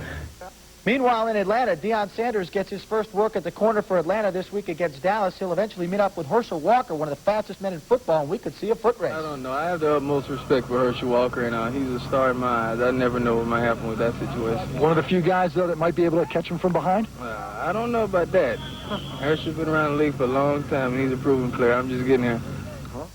Mike opening flash last week. But all that made sense, didn't it? Here's Jimmy Roberts. Pity the poor reporter. He wanders the intellectual wasteland of big-time sports, waiting for profundities like... I'm sorry, what's the question? Or... No, I just don't want to talk about it. But wake up. There's a blinding neon light on the horizon.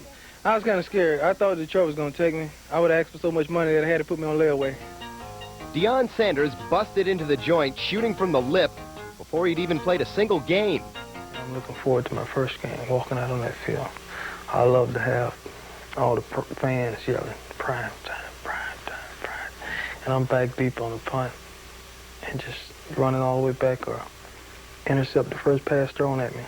Run all the way back and turn to the crowd and throw my arms up and just take it all in. Deion drifts to the left, takes it on the 32, dropped it. Picked it up, one man missed him, another man missed him. Now he's going wide off to the right. Deion to the 25, to the 30, to the 35, the 40, the 45, the 50, the 45, the 40. My God, Deion Sanders is going to score. My God.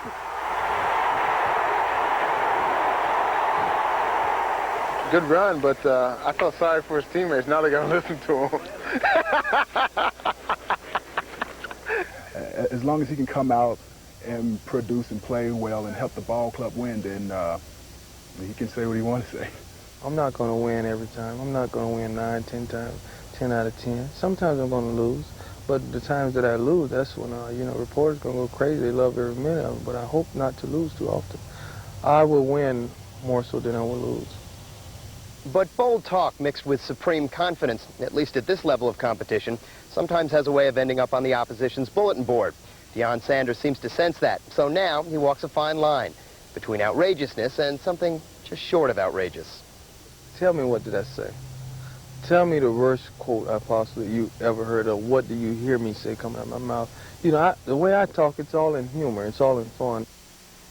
Whatever his motives, happy days are here again, because this guy wouldn't know a cliche if he was choking on it. Finally, someone who just loves answering any type of question, right? All right, just gets on my nerves, man. Let me take this junk off. I'm through with this. You don't want to talk anymore? No, man, y'all act like you just want me to get up here and put on a damn show for you. But Primetime, I'm confused. Wasn't that what you wanted? Well, listen, before everybody jumps on Deion's case, he did remember the 10 guys who blocked for him on the punt return team.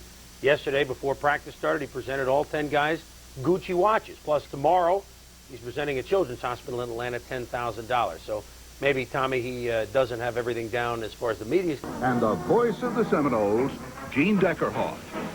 Well, welcome to our program, and how sweet it is. This week, the Seminoles record a big victory in Baton Rouge, Louisiana, 31-21 over the LSU Bengal Tigers. And, Coach, how sweet it is. Have we ever needed one more than that one, Gene? I tell you, losing the first 2 football games unexpectedly like we did, one we probably should have lost it in Baton Rouge, Louisiana.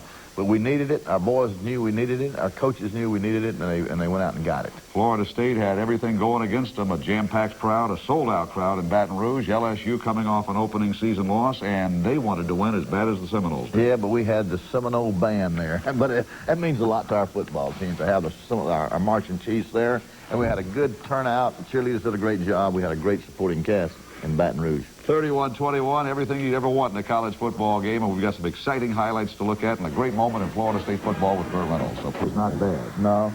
In 1990, they were supposed to come here to Tallahassee, but we're trying to get it moved back to Baton Rouge. We play better there for some reason. They kick off to us. Shannon Baker, freshman from Lakeland, Florida, returns the kickoff.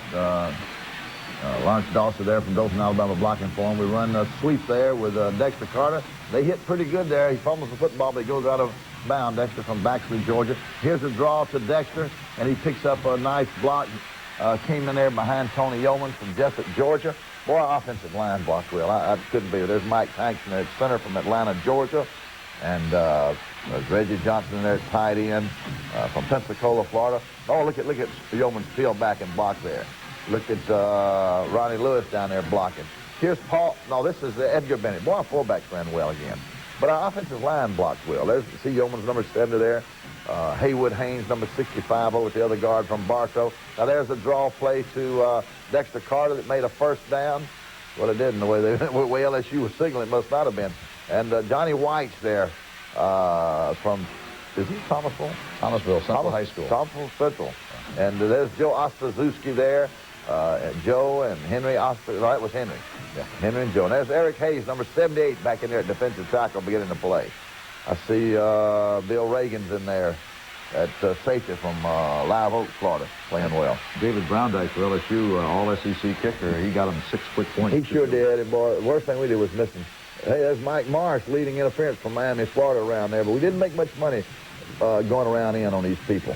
They were more up the middle. Peter Tom hits Bruce Lassane from Wildwood, Florida, on a big play there. And this was a big, look at Pete. That was a third down play. Yeah, Pete did a great job there. Boy, our kids caught the ball well. The Fabulous Four caught well. Our backs caught the ball well. Peter Tom threw excellent. Now here's Pete here on a fine play to Dave Roberts. Dave Roberts has got 2 more years of eligibility. He's already graduated, and he's teaching. He's teaching here at Florida State, Gene. Dave Roberts, that's an interesting story. Had a chance to score some points there in this. Yeah, we missed it again. Yeah, but there's Eric Hayes. Look at Odell Haggins hustling, number 53. Kevin Grant from Ocala, Florida, kicking there. And that's the home of Richard Johnson, our golf partner. Browndyke's second field goal. You're down 6-0. Yeah. The crowd is really into this ball game. Yeah, that crowd gets into it. Now, they had a great kickoff there, and Shannon Baker used his head and stayed in the end zone. Here's Peter Tom back to right. Look at the protection. Great protection there. And then Reggie Johnson, Pensacola, Florida, makes a nice play. I saw Les Akers, by the way, at the ball game, Gene. That's going from Palm Beach. From West Palm, flew up from West Palm, flies his own plane. There's Reggie Johnson from Pensacola, Florida, making the play over the middle there. And Peter Tom just had a great day. 25 of 35 passes for 301 yards. Exactly. Here's Paul Moore from Miami, Florida, who is really beginning to play well for us. Here's Paul Moore again, the fullback. Watch him. He punishes, doesn't he? He punishes. Well, he's about 240 pounds. He ought to punish. But he comes up there hard. He just needs to wrap the ball up real good, and he's doing much better on that. But Pete's throwing the ball well. But our Fab Four caught the ball. There is that Dawsey there. Yep. I look like Dawsey again. More of those guys played well. And here comes Paul Moore again up the middle. I see Robert Stevenson blocking in there from Pensacola, Florida. He's a freshman, and he started in the ball game. And a great poet.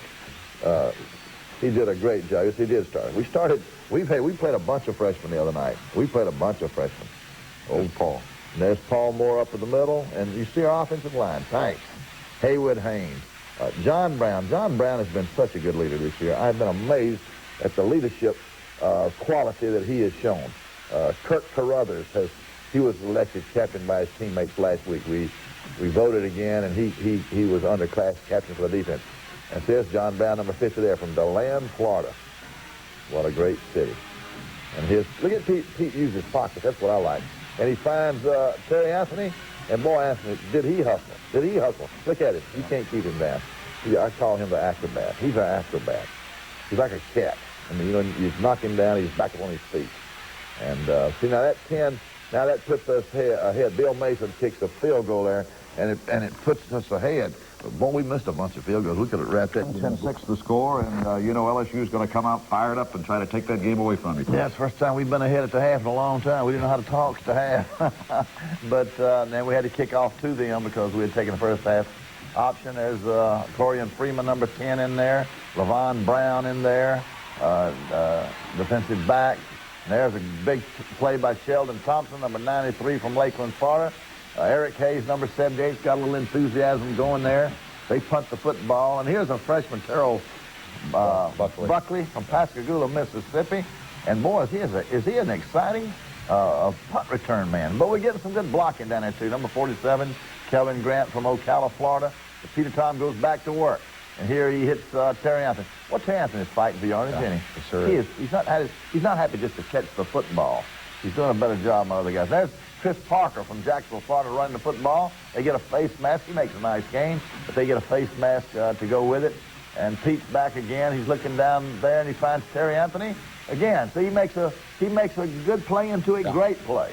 And you're going for the first down, and there's old Dave Roberts down there to congratulate him. And boy, Dave's done a fine job too. Dave, we thought broke his finger in last Wednesday's practice. A little pain, he doesn't pay attention to it. He just goes on up and plays. Terry led the team in receiving 7 catches for 101 yards and a big touchdown there. That was a big one there. Now, that put us up really by 11 points, but boy, they came right back. They scored, I believe, the next 2 times in the game. And Hobson's a great quarterback. Just number 13. I think he's a great quarterback. And he can fire the football. They got some great receivers, too. Tony Moss is pretty good in there, number 6. Yeah, Tony Moss is one of the outstanding receivers in the country, I believe. And they got some good running out of number 3 there. I'm not sure if that's Fuller or not. Calvin Wyndham. That was Wyndham? Yeah, he's going to be a very good. Here's Moss. And there's Kurt Carruthers, number 45, from East Lansing, Michigan. And he played real fine. And now, Johnny White and Leroy Butler from Jacksonville, Florida, just nearly put it on there. But good play there by them. And now we still have a 17-14 lead. But they come back and score again, Gene. They got very noisy and loud right now. Yeah, the crowd started getting into it. Here's some fine running by. There's Fuller there, number 33, the outstanding tailback from last year. He makes a great run here for a touchdown. Look at there. Golly. Kevin Smith there, number 36, just did miss the tackle. They come in and kick this one. Now they take a lead. Now the crowd gets back into it. See this? Now their crowd has got this habit. It's when they're ahead, they are loud. And when they're behind, they're not. Nicknamed number 4, Cool Hand Luke, because he's down by 4 points. You're late in the ball game. You're in really Death Valley's a tough place to come. There's no doubt about it, and there's no doubt. Peter Tom never lost his cool. Now this number 7 really makes a great play here. Now he tipped that ball, but Pete had enough stuff on it that it carried on to Terry Anthony again.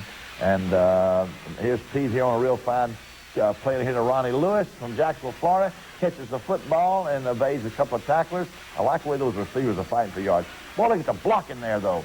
Look at the blocking, and Dexter Carter there from Baxter, Georgia, runs the football. I couldn't tell who that trapper was and everything. I did a great job. Here's Peter Tom here faking the balls of Paul Moore, and they cover the receivers, but they forgot to cover the quarterback. And Peter Tom goes in for a stand-up touchdown here, and boy, well, you think that wasn't a big one. He's going to remember that one. I saw Robert Stevenson over there blocking for him, and there's old Mike Morris. I couldn't tell if it was Dave Roberts or Mike Morris in the end zone there celebrating. Seesaw now. The Seminoles take the lead, 24-21. Yes, we did. There's Odell Haggins there at nose guard, Eric Hayes there at tackle, Oliver Strickland, a freshman from Philadelphia, in there at the other tackle, Sheldon Thompson, defensive end, Tony Moss in there, number 99 from Miami. There's Oliver Strickland, a freshman tackle. Now, Gene, we played a lot of freshmen last night. We played a lot of freshmen. I was sure. I'm glad. Now, here's one right here. This is a freshman we're going to look at for a couple more years. Well, look at that block there by John Davis from Pahokee. Did you see that? Now, he's a freshman. Yeah. See, we play a lot of young guys. They're going to make mistakes at times. But now, here's a great play of the game. This was a play of the game. Watch this.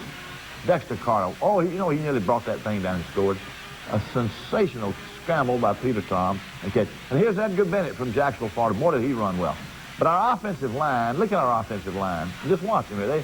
They took charge. This is a pretty young offensive line. We'll make some seniors in there, but they just, look at a great job of blocking. Hey, right behind Haywood Haynes there at guard. Look at that. Number 80, Reggie Johnson blocking. Lawrence Dawsey from Dothan, Alabama blocking. And just a real fine job. That sort of quieted down the crowd right That was now. it. Yeah, that wrapped the football game up. We had a lot of good Seminoles over there, Gene. I was very happy to see them at the ball game. Well, Florida State fans follow their team, and it's been a pleasant trip to Baton Rouge and back 5 out of 6 times. Well, a little bit nicer when you win. 31-20. Less than 6 minutes into his NFL career. Atlanta still hasn't recovered. The Falcons responded with new spirit. And despite losing to the Rams, a big play offense as this is... Wide receivers Clayton and one of the slots, Andre Brown. Sammy Smith getting his start as the tailback. His first career carry. And a big one at that. Sammy Smith looking like the back we saw last week. Paul John L. Williams all the way across the midfield stripe. A 21-yard gain. Joel, now this play is designed to go to the right of the Miami offensive line. But when Sammy Smith gets the ball, he sees that the hole is not there, and he will cut it back to his left. He is 6'2", 225 pounds. Watch this. Brown is out in front blocking. He doesn't have to worry about blocking. Brent Williams, number 96, misses the tackle, and then you see the strength and the speed of Sammy Smith. It's been a long time since the Dolphins had a running attack. Here's the young man they're hoping that will bring it all back to them. Carter to Smith. Here, he has him in the backfield, but he didn't wrap his arms around him. When Sammy Smith saw this, he just broke to the outside, and you could see. The winner is run back against the Giants in 1980. To help keep your bowl clean and fresh for weeks.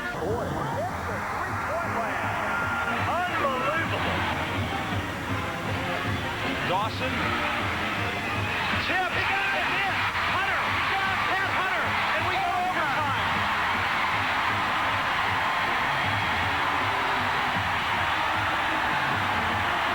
These memories in Florida State athletics have been brought to you by Albertsons.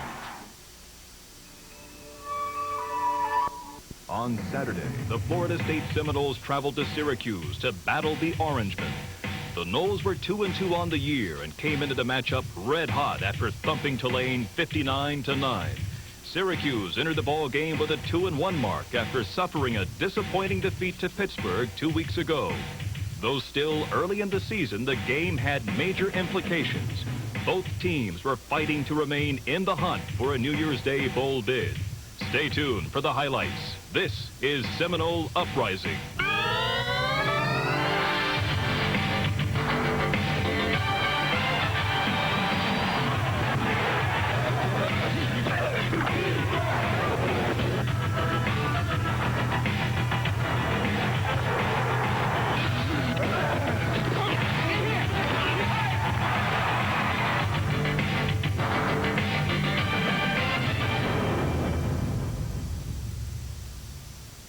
In New York, as FSU and Syracuse square off, but inside the Carrier Dome, the Orangemen feel right at home in a stadium where they've won 16 straight contests. Florida State receives the opening kickoff, and Shannon Baker brings the ball out to the 20-yard line. A clipping call negates the return, however, and the Seminoles begin on their own 7-yard line.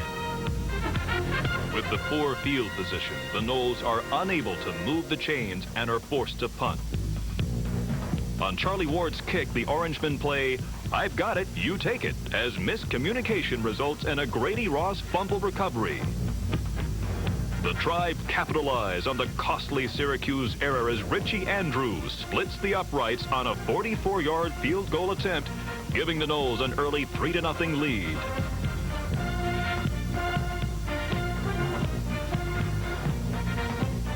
On the ensuing kickoff, the number 2 kick return team in the nation brings the ball to the 31.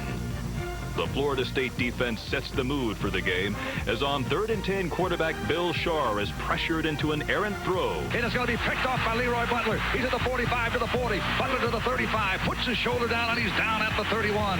Leroy Butler playing center field in the nickel package, and he picked it off as Shaw was real high with his throw. Butler picks off his 3rd pass of the season. On the first play from scrimmage, Dexter Carter prances and dances for a Seminole first down. 3 plays later, it's Dexter again, this time squirming and worming his way into the end zone. It was kind of a run to the left side, you know, and it was just a matter of the defense pursuing to the strong side and me just reading the blocks, and, you know, and I cut it back, and I just had to beat one man, and, you know, and the line did a great job blocking. I just got in the end zone. Of course, we thought it was going to be a tough game, but you always go into a game expecting to win and hoping to win big, you know, but the way we won, you know, we didn't really expect that. But, you know, we'll take anything we can get. You know, if defense wants to score points for us, you know, it makes it easier on us. The Andrews conversion gives the Noles a 10-point advantage. Trailing early in the game, the Orangemen look to juice up their offensive attack. On this 3rd and 9 play, Rob Carpenter gets the Syracuse attack flowing with a diving reception for a 17-yard pickup. The Orangemen's next 3rd down play is not as sweet, as quarterback Bill Shaw swallows a dose of tackle, Eric Hayes. All the hype that they gave into the matchup between Odell and Flannery, that opened things up for me because, you know, I guess everybody forgot about me, you know, for some reason. I don't know why, but, you know, when you got, you know, 3 guys down there that are real good, and, you know, they were trying to double and triple team Odell, that was leaving me one-on-one, and I don't think anybody can block me one-on-one, so, you know, I just, you know, opened up things for everybody. The sack sets up a 4th down field goal attempt by Syracuse. But instead of a field goal, the Orangemen elect to pooch a punt. The coffin corner kick rolls out of bounds at the 4-yard line. Backed up against their own end zone, the Seminoles face a crucial 3rd down situation. Bobby Bowden calls on senior tailback Dexter Carter, and the Georgia native sweeps right for a big 1st down. After 1 quarter of play, it's FSU 10, Syracuse nothing. It was awesome. I mean, it really was. We obviously played the best defensive game we have this year, and that was hard to do after the Tulane game because we really played well against Tulane. And it may be one of the most dominating games we played on defense for, you know, in a long time. Because we really dominated the line of scrimmage, and a good line of scrimmage. You know, success breeds success, and each week we've been getting a little better. And against Tulane, we did, you know, we did real good. And I think the mere fact that our players know their backs are against the wall, if they want to have a good year, that's a self-motivating factor in its own self. From the 25, Peter Tom Willis connects with senior Terry Anthony. The receiver spins away from one tackler but into the hands of another, who strips the ball, giving Syracuse possession. Once again, the Noles defense is dominant as they register sacks on 2 successive plays, forcing Syracuse to punt. Later in the quarter, the Seminoles begin with the end around. From there, the Noles offense sputters as Peter Tom is off the mark on 2 pass plays. Charlie Ward's punt nets only 7 yards and gives the Orangemen their best starting field position of the half. A Sharda Kinnan pass play is good for 25 yards.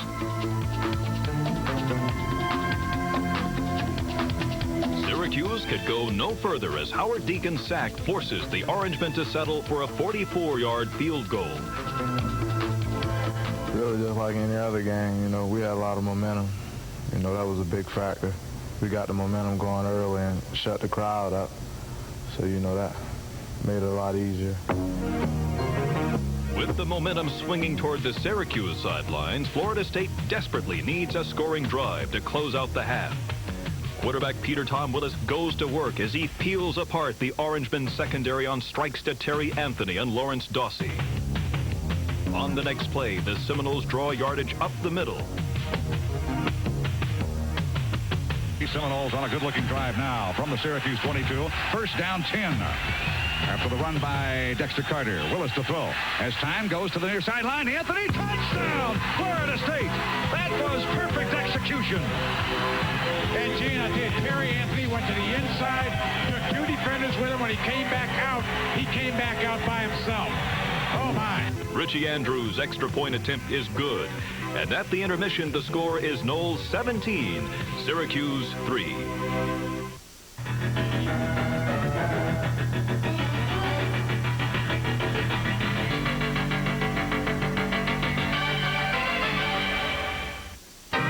You can relive all the excitement, all the action of the biggest plays of 1988, one of Florida State's greatest seasons. Relive the Punt-Rooski and the Noles win over Clemson. Catch the fireworks in Carolina in one of the best games ever played by an FSU football team. Season-ending wins over arch-rival Florida and the culmination of a great year in New Orleans at the Sugar Bowl. All part of the 1988 Seminole Highlights VHS cassette. Order now by calling 1-800-255-FSU1. Own your own Seminole Football Highlights cassette for just $19.99. Also available, FSU basketball and FSU baseball highlight tapes. Available at the Seminole Sports Shop or call to place your order. Call 1-800-255-FSU1. This is one gift item a Seminole can't be without. Seminole Highlights. Order now. 1-800-255-FSU1. 1:38 left to go. It's kind of, come on, defense. Boy, it's a three-point land. Unbelievable.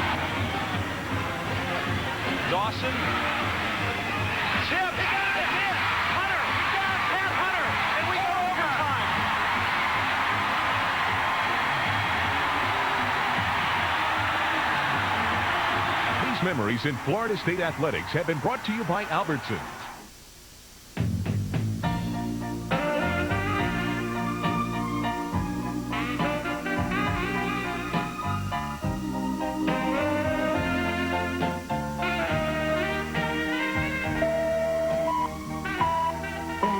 Says that colon cancer is 90% curable if treated early. Maybe we should get a checkup. Honey, I have more important things to worry about right now.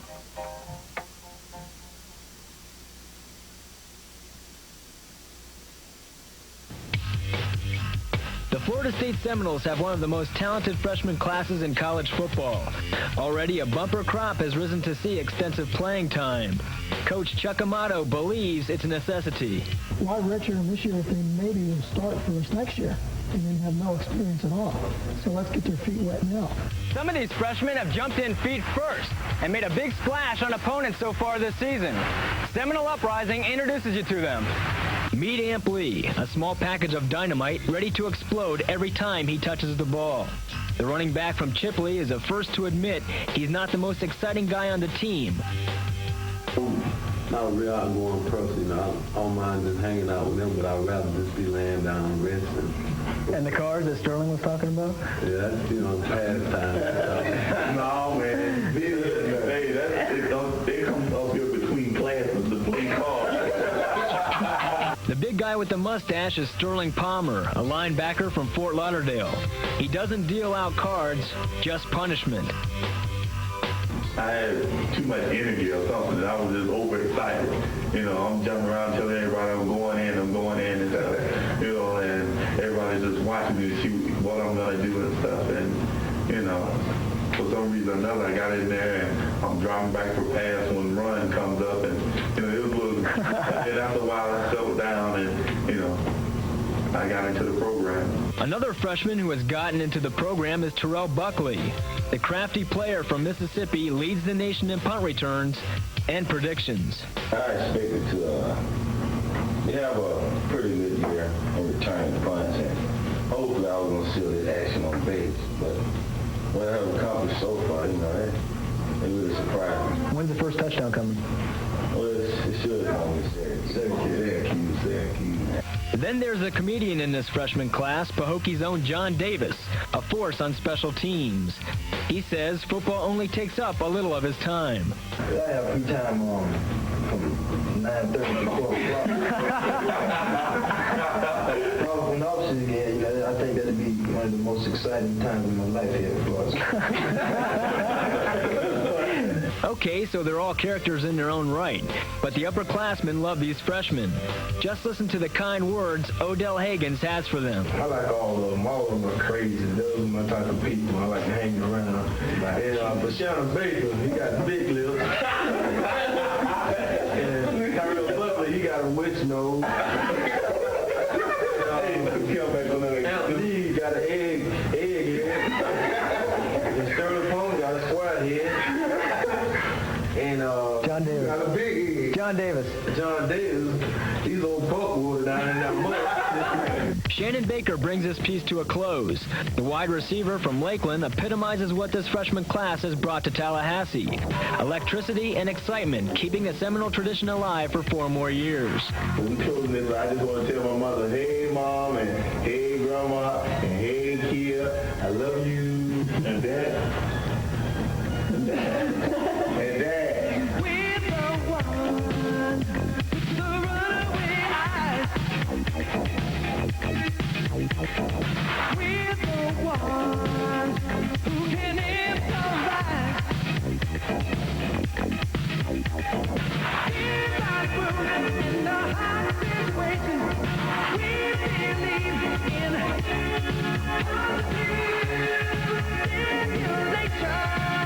We are young with some modern attitude.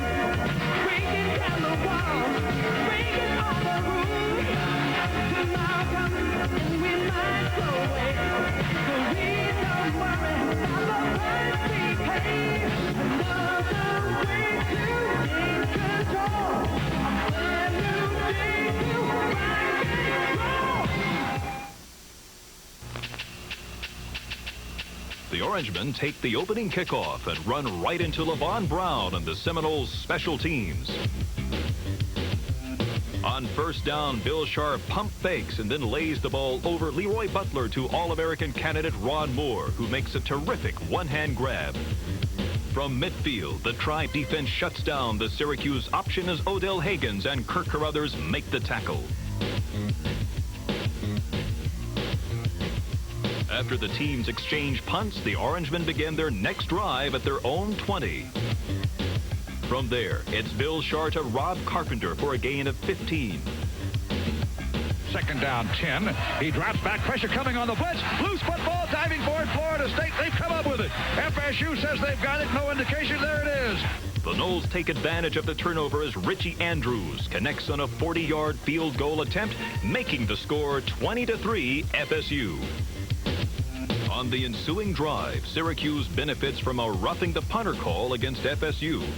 From their own 40, the Orangemen begin to rack up the yardage. The only problem is Syracuse goes in the wrong direction as a Shelton Totson sack and a penalty bring up third and a nightmare for the Orangemen.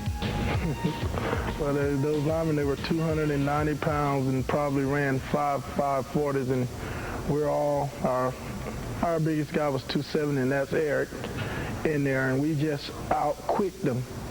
I mean, it was like a step, and we had beat our man, and we were in the quarterback's face, so just harassed him all night. Nose guard Odell Haggins then prolongs the nightmare with yet another Seminole sack. On fourth down, Terrell Buckley calls for a fair catch. Or does he? Will field it on a fair catch. No, he didn't call for the fair catch. How about this play? Buckley cuts it the other way. Buckley to the near side. He may go to the 25, to the 20, to the 10, to the 5. Terrell Buckley scores the touchdown. He did not raise the arm. He lulled him to sleep. He lulled him. You call it so perfect, Gene. He took the ball in. No fair catch. He stood there. And with that, Syracuse started slowing down. Bam, he was gone. My, what a run by Terrell Buckley. The freshman's fake freezes the Syracuse special teams, and Buckley toys his way down the sideline for a 69-yard touchdown punt return. Down 27-3, the Orangemen take to the air in hopes of a comeback. Shard drops back to throw. Has time. It's picked off by Butler to the 15. He could go to the 25. Butler to the 35, to the 50. Butler down the sideline. Butler looking for a block. He'll get it, and he'll go all the way. And Leroy Butler goes 85 yards with the interception returned, and there are no flags on the field. And that is the fourth interception this season by Leroy Butler. Leroy Butler ends any hopes of an Orangeman comeback as he squeezes the juice from the Cuse with an 87-yard interception return for a Seminole touchdown. The Butler scamper gives the Tribe a 34-3 lead. Following the kickoff, the Orangemen drive 91 yards in 5 plays.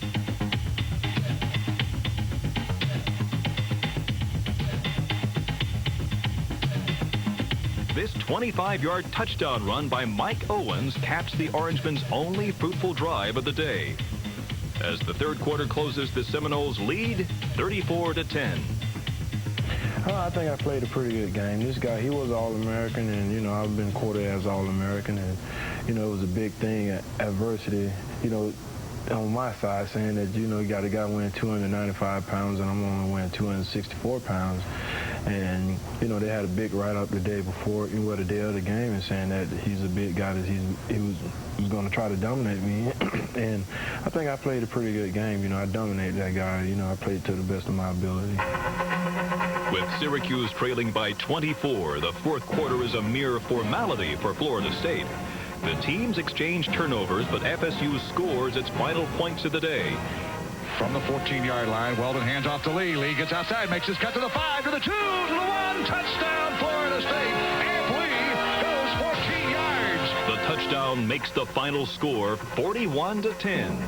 Florida State wins its third in a row and improves to 3-2 on the year.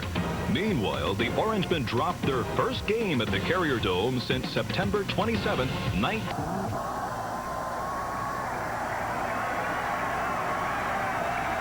And here's the short handoff, and the little handoff to the up back. Leroy Butler's got a long way to go to the 40. Leroy Butler to the 50. Leroy Butler to the 40, to the 30. Leroy. Only one man could pull it off. Only one. Bobby Bowden and the Florida State Seminoles on Sunshine Network. A lot of people think drugs are a short. Capitalize on it. Not only did our defense take the ball, but they scored with it. When you go on the road, you go in there against a different environment with a different crowd noise, and if your defense can make big things, it helps take the home crowd out of the game.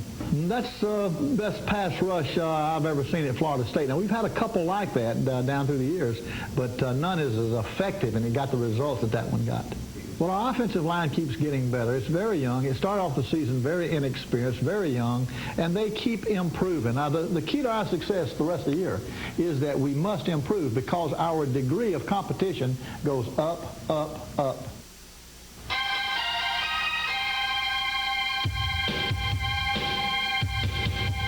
Seminole Uprising congratulates our players of the game.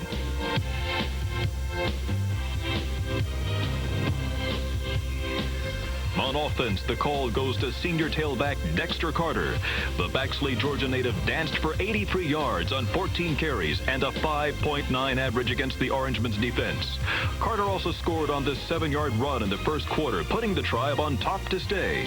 But as far as Miami and Auburn, you know, we can't even really think about them right now. It's Virginia Tech, and we got to go up to Virginia next week and just go out there ready to play and hopefully have another team effort like we did this past week and come out, you know, victorious. Then we can worry about the Miami. On defense, it's Eric Hayes. The senior defensive lineman was a force to be reckoned with on Saturday as he single-handedly put the squeeze on the Orangemen. The Tampa native showed flashes of incredible speed for a 288-pound lineman as he recorded 1 quarterback sack and 6 total tackles against the nation's top-ranked offensive line. We put in our 33 defense, which was, you know, designed for us to, you know, get some penetration and just cut off their little traps and dives and stuff like that. And, you know, half the time I was just running by the guy because he couldn't, you know, he wasn't fast enough to block me. And, you know, either I knocked him back all the way back there or I got back there by myself. Once again, Seminole Uprising salutes the players of the game. On offense, Dexter Carter. And on defense, Eric Hayes. The Florida State Seminoles remain on the road for one more weekend as they travel to Blacksburg, Virginia, and Lane Stadium for a date with the Virginia Tech Hokies. It'll be the Tribe's first trip to Blacksburg in 10 years, a place where the Tribe is 4-5-1, but where head coach Bobby Bowden is currently 6-0 for a lifetime. The Hokies come into this contest red hot after a shocking win against number 9 West Virginia. On offense, they return 9 starters from last year's 3-8 club. The offense is led by tailback Ralph Brown, who rushed for 514 yards and 4 touchdowns last year.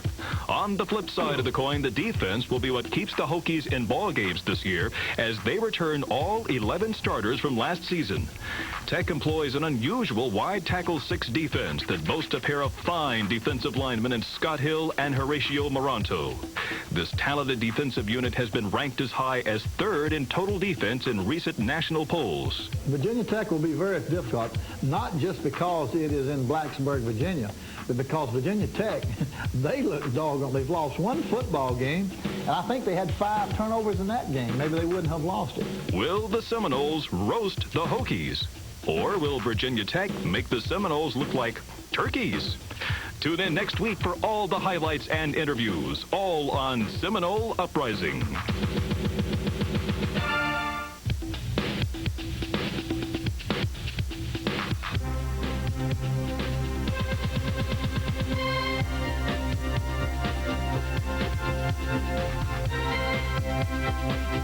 Blasted their way through 3 straight teams and gotten back into the top 20. Today it was back on the road again with a visit to surprising Virginia Tech. Surprising at least up until today. Frank Beamer's Hokies were the 3rd leading defense in the country. They hadn't given up but 11 points a game.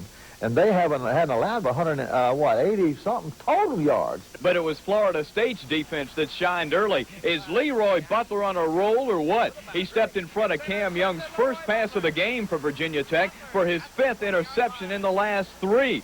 And then began the Peter Tom Willis show. Touchdown pass number 1. The first scoring reception of the year by Dexter Carter. Not the best pass in the world, but Carter went down and got it anyway. Overlooked somewhat the steady performance of Richie Andrews. He was perfect as a kicker. 2 field goals, all the extra points, and this 3-pointer made it 10-0. Then another phase of the kicking game. Live Oak native Alan Stewart blasted through to finally get what FSU's become famous for, a block punt, their first of the year. Usually by the 6th ball game of the year, we've had at least 5 block punts last 2 or 3 years. And this year, we'd gone 6 without a block punt. So we finally got 2 Saturday, and I was glad of that. Willis would cash in again, doing the damage himself, this time with a dive over the pile. It was 17-0, and he wasn't through even before intermission. The Seminoles got it back again, and with just 10 seconds left, Willis floated this one to Ronald Lewis for a 10-yard touchdown. In the second half, Florida State's newfound scoring machine, Chipley's Amp Lee, did it again. It was more a Tech mistake than anything, though. Lee was long gone when he caught this pass and then took it in. It's Amp's 4th touchdown in only 3 games he's played as a Seminole. A big day for everybody, but Willis was impressive again. He spent a good deal of the game under pressure, but still against a team coached by a former cornerback, he racked up over 300 yards through the air. There's so much underneath that you don't realize that he's accomplishing. To seeing him to recognize a blitz and check the play off, to see him convert a pass route. It's supposed to be this, but we change it to that, and he spots it on the move. And the defense for the Seminoles was just as impressive, racking up 9 sacks against Virginia Tech. Our defensive line is just playing better. They were playing like we hoped they would when they came in, but I guess that was asking too much. But if they can keep that up, and if we can keep improving, if this team will keep improving, we got a chance to make it, whatever it is. Whatever indeed, but what they did today was pretty hard to argue with. The Seminoles scoring 24 points in the first half, 17 in the second, and Tech didn't get on the board until the 4th quarter. There you see it, 41-7. Willis, we mentioned over 300 yards. Let's be more specific. 18 for 27, those 3 touchdowns you saw, and only 1 interception. Casey Weldon saw a lot of playing time and did pretty well himself. Receiving, he spread it around, but Dawsey was the big guy. Lawrence Dawsey, 5 catches for 89 yards. You saw the 1 catch out of 3 that Amp Lee had on the afternoon. Dexter Carter caught 3 others besides the touchdown pass, and Ronnie Lewis also had 2 other catches himself. The rushing, not much really to be had, but then the way the passing game is going, they didn't need much. Carter led the way, 9 carries, 48 yards. Amp Lee, 11 carries for 46, and Edgar Bennett had 6 carries himself. Next week, the game you saw here on Channel 6, Auburn squeaked out a tough 10-6 win. Headline Sports. The Oakland A's sweep the Giants to claim the World Championship. Oakland blasts out a 9-6 victory in Game 4 Friday night to capture the title. Ricky Henderson leads off the game with a homer. Pitcher Mike Moore doubles in 2 more in the second. The A's build an 8-0 lead and hang on for the win. Unbelievable. Yeah, it's been 12 years for me in the major leagues. It's worth it. It's worth the wait. We had to go through it all year long, adversity, and then the 12 extra days after the earthquake. It's worth it. The Florida State Seminoles hand the Miami Hurricanes their first loss of the season. FSU beats Miami for the first time in 5 years. Dexter Carter rambles for 142 yards and a touchdown. The FSU defense forces 6 Miami turnovers.